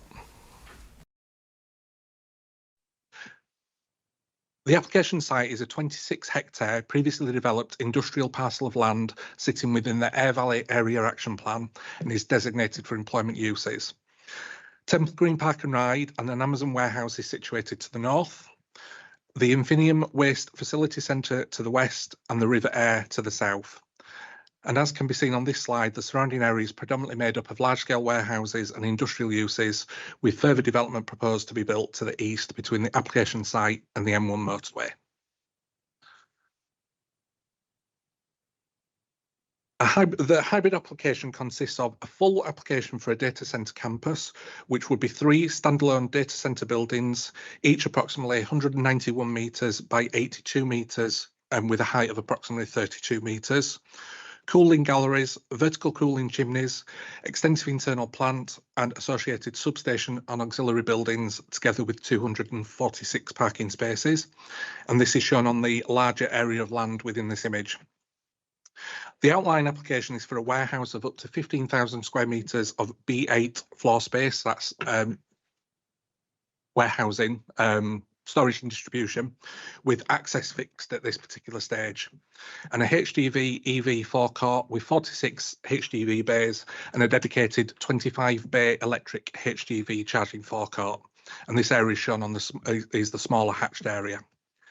This development aligns with national policy recognising data centres as critical national infrastructure, which puts them on this equal footing as water, energy and emergency services systems.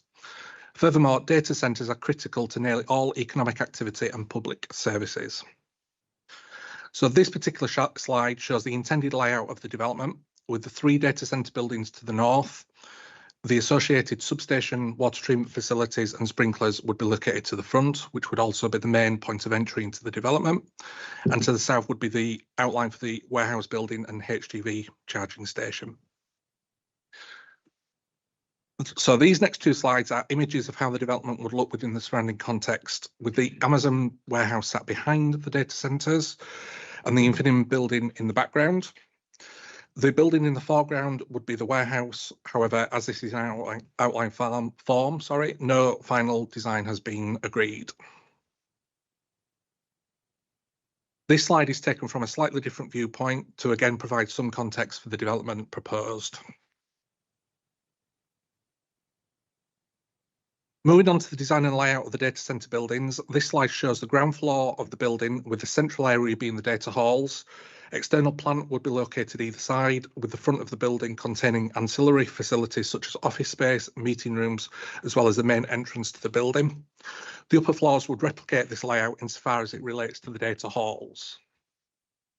And that is represented by this section, which shows the 3 floors, as well as the ground floor core staircase, or central core staircase, and the ancillary facilities shown at ground floor. I won't dwell too much on this particular image, but this provides a brief overview of how the ventilation and mechanical cooling systems for the data halls would work. The data hall mechanical cooling galleries are located on the external sides of the building, with the electrical rooms on the internal side of the data hall, providing an effective distribution strategy. The upper gantry will support heat rejection plant, and dry coolers are also proposed, and this is a well-established model for data centres. So these next slides show the buildings close up and will be constructed using horizontal insulated metal panels, transitioning from darker tones at the base to lighter panels at the upper levels to visually reduce the mass. With the layout maintaining clear separation between the buildings, ensuring that they read as 3 distinct structures rather than a single block, which is supported by perimeter landscaping.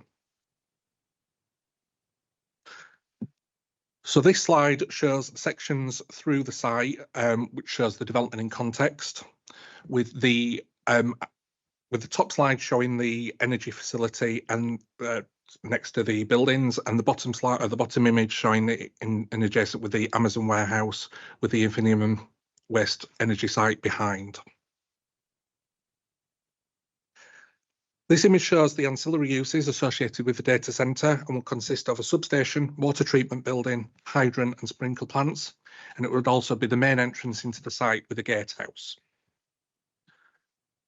And these are CGI images of these buildings, with the gatehouse at the top, images the water treatment building in the middle, and the hydrant and sprinkler buildings at the bottom. In terms of sustainability and efficiency, the data centre campus is projected to deliver an 82% reduction in CO2 emissions compared with building regulations. So that's a significant improvement over policy EM1. This is achieved through high efficiency building fabric, advanced cooling efficiency, 66 air source heat pumps per building, and extensive use of on-site renewable energy. The applicant is also proposing 693 PV photovoltaic panels per building, which will exceed the requirements for 10% low carbon on-site energy generation. All buildings' full and outline elements will target BREEAM Excellent, aligning with policy EN2 and the Council's climate emergency objectives.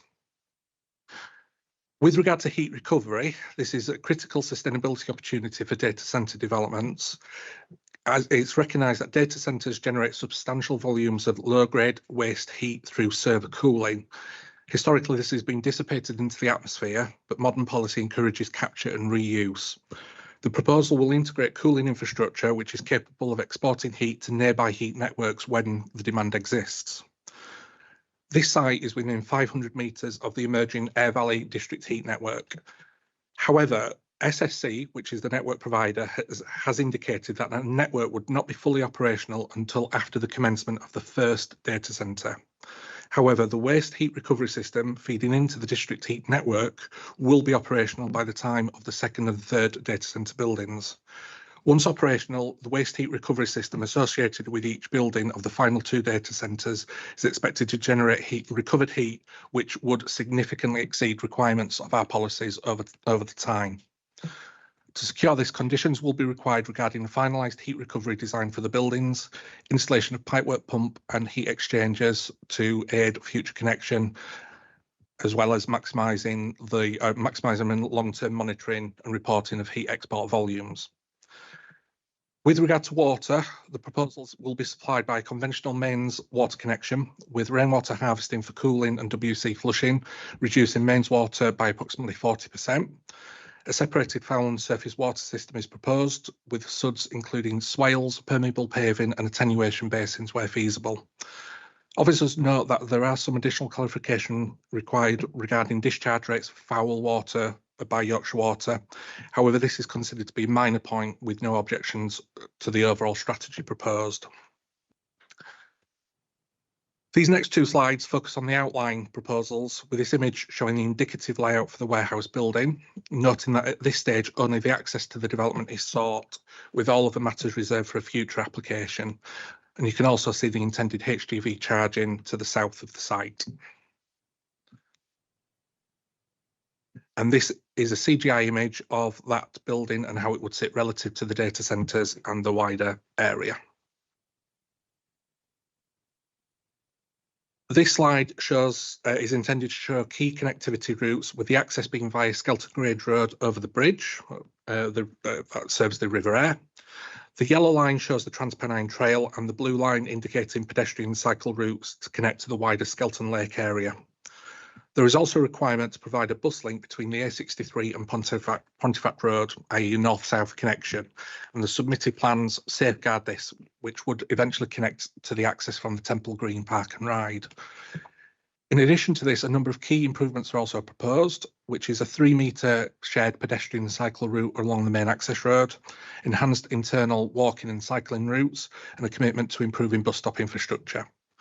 Officers note there are still some outstanding matters to the wider connectivity and with pedestrian links to ensure to extend seamlessly into the adopted highway. However, overall, these are minor points that can be addressed. So to conclude, this application represents a major employment infrastructure investment which has strong sustainability credentials and a robust heat recovery strategy aligned with the district heat network. Nothing further to add, Chair. Thank you very much for that. As this is a position statement, the ward councillors are able to come and set their view for 4 minutes. So would Councillor Manaka like to come up and same as before, once you're ready to go, your 4 minutes will begin. And hopefully this time with no interruptions.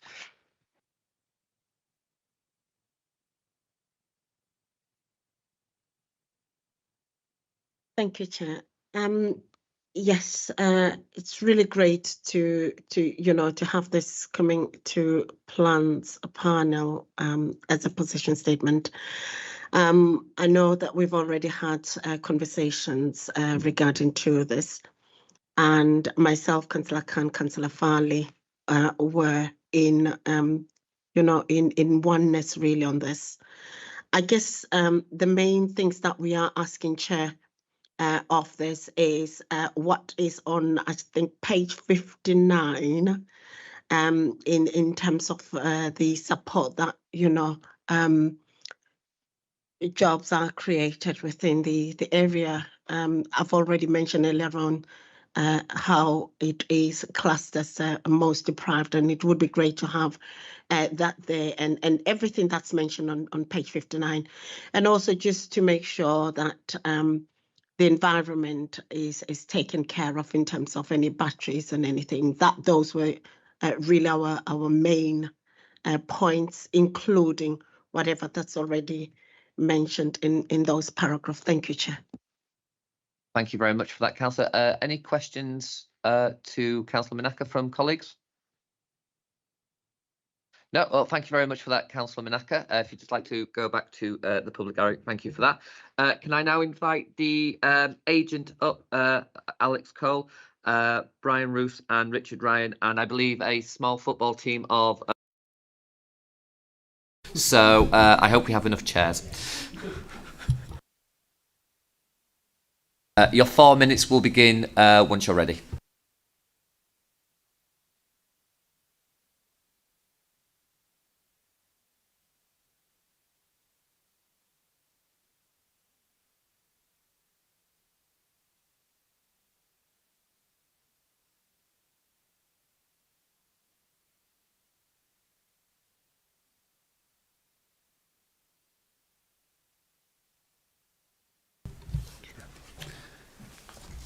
Chair, members of the panel, thank you for the opportunity to speak today.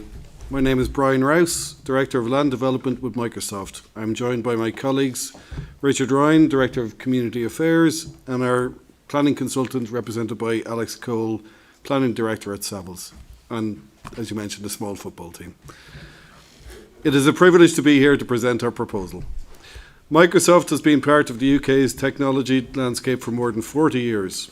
During that time, we have worked closely with government, public services, businesses and communities to help provide the digital tools and systems people rely on every day. Data centres are a key part of this. They are the modern equivalent of essential utilities, quite secure facilities that store and process the information that helps hospitals running, that keeps hospitals running, supports schools, enables local businesses to grow, and powers many of the online services residents use daily. As demand for digital services continues to increase, the UK needs more of these secure, reliable capacity.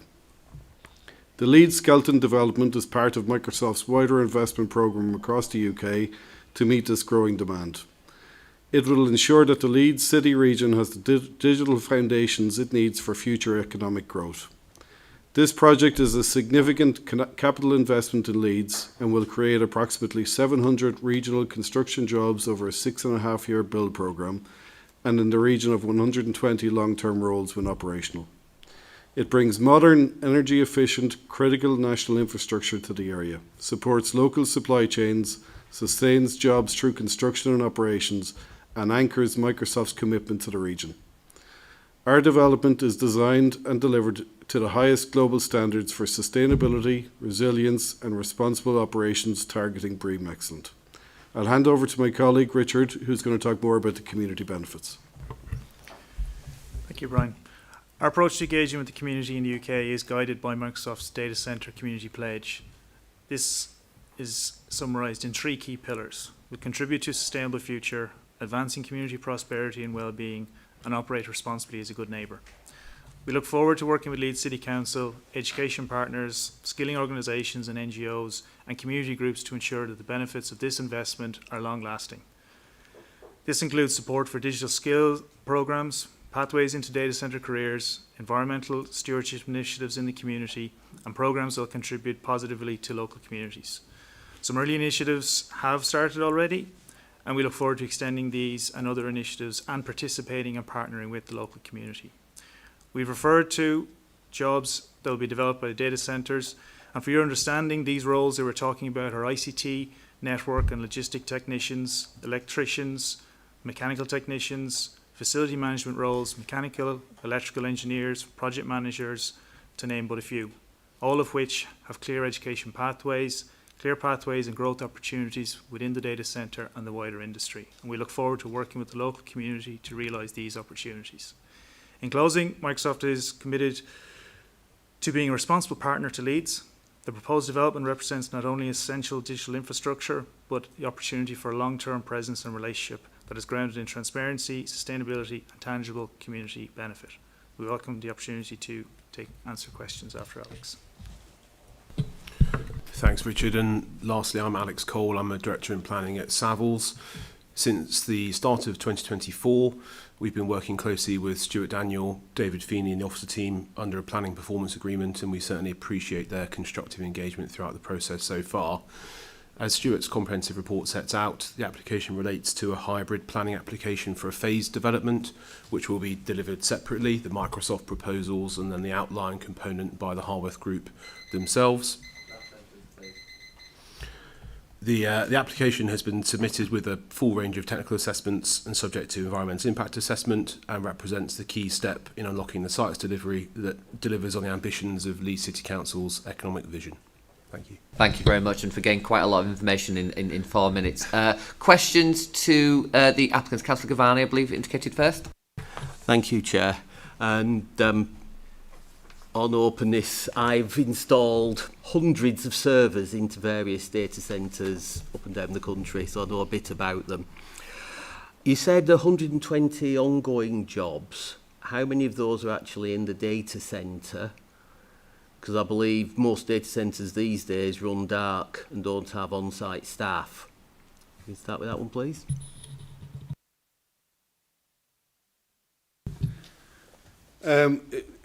No, I'm not aware of data centres that are running dark. I think the vast majority of those would be on-site and operational within our data centres.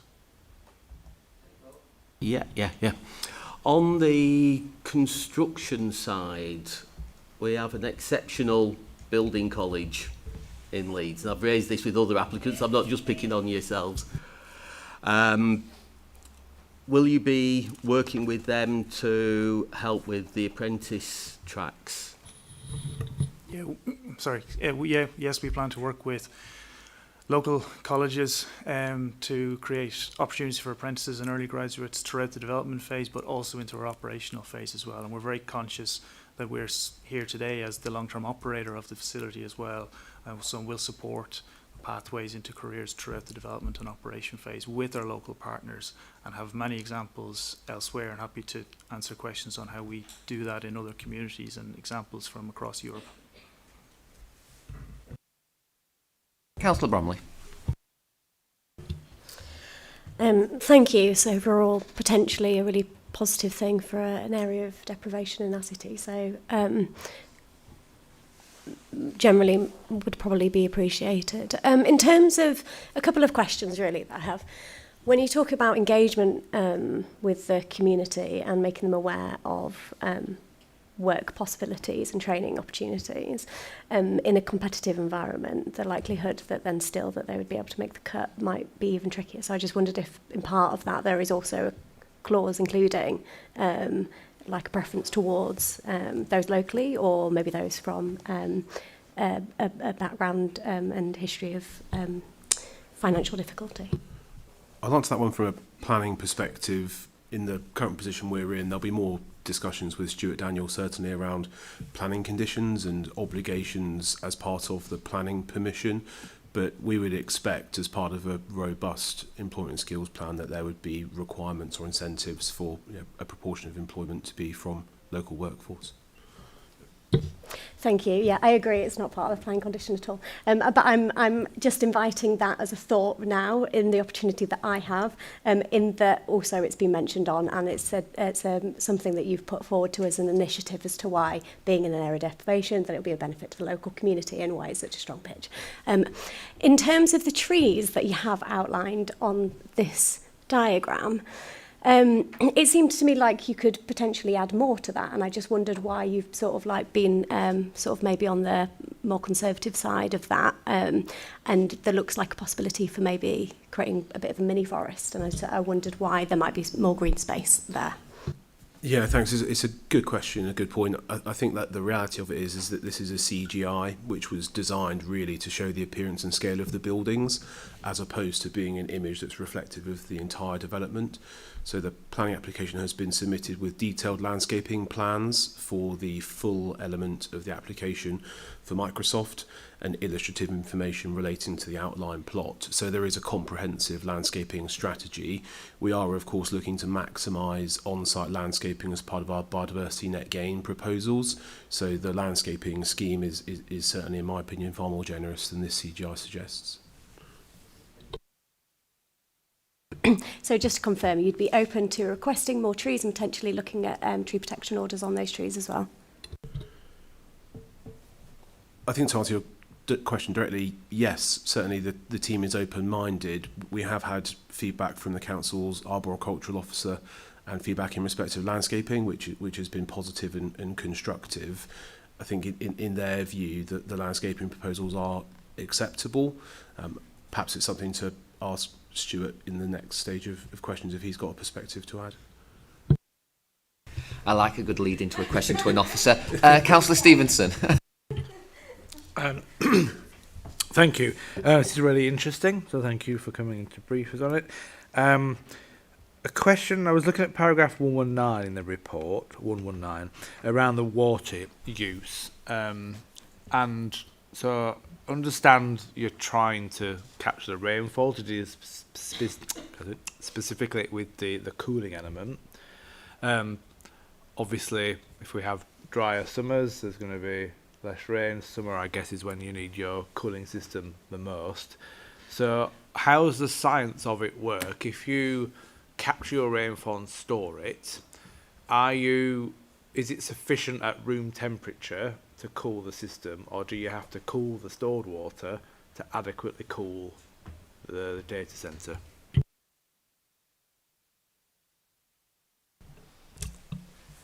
Very good question, thank you. So effectively, just to clarify, this is an all air-to-air system, so that's why it's getting like an 82% carbon reduction against the regulations and policy. It's using the coolth of the outside air, which is why the Northern Hemisphere is a good location for data centres. The water is only required when temperatures outside get above 29.4 or 29.7 degrees, and it's a spray system, so it's a very small amount of water that's used. And the temperature variant, there is a constant that can be maintained, but it isn't critical. So on the clean water side, the water that eventually could come out of the data centre is actually so pure that it would have to be added to put down the drain. So effectively, the minimal amount of water that we are using and the way that we're using it enables us to be as efficient as we can on water consumption within the system itself. In the non-data hall areas, we're complying with the BREEAM requirements for the water criteria. So we're looking at low flow fittings, etc., to try and minimise that on site as well.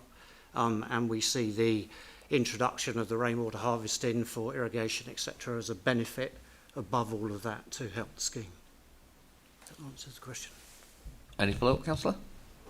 No, that put the ball back in the net, thank you. Love the puns today.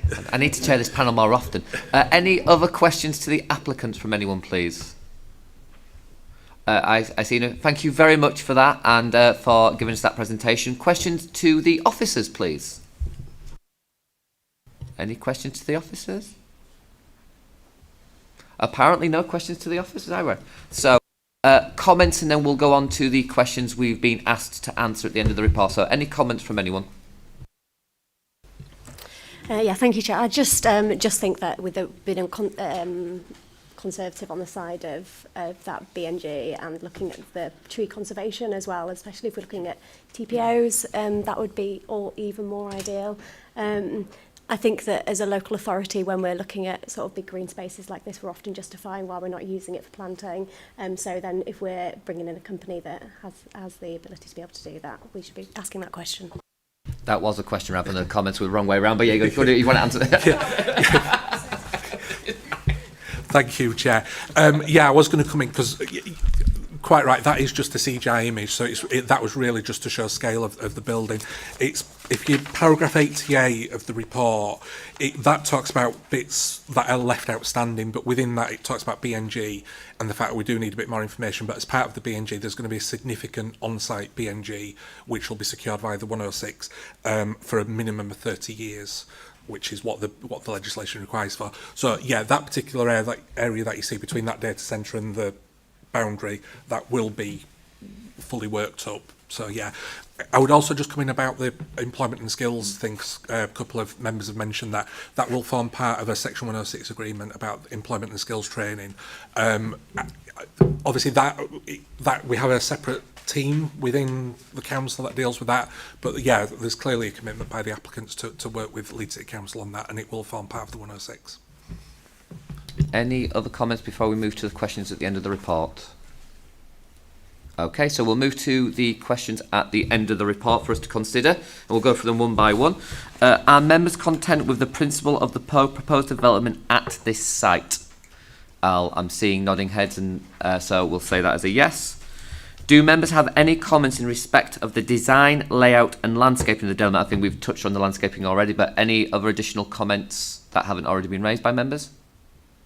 Take that as a no from the bit, or apart from the things that we've already raised. Do members have any comments to make in respect to the access and connectivity of the proposals? No. And do members have any comments in respect of the approach to reduce carbon emissions from the development?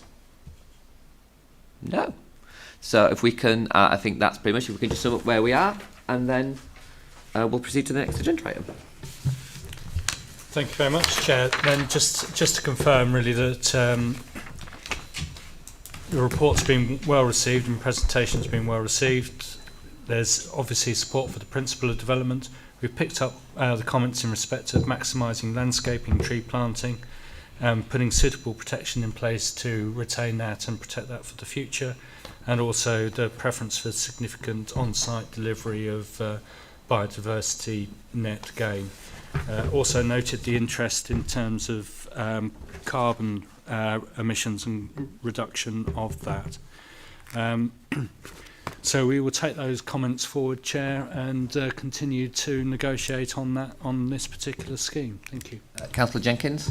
Yeah, sorry, I forgot to mention or ask really, because given this is a really big scheme, I just wondered what elements of social value might be possible from the scheme. Is it too late to ask? Normally it would be, but since we've gone through this really, really quickly, I'll allow the applicant to come back and maybe just comment on that.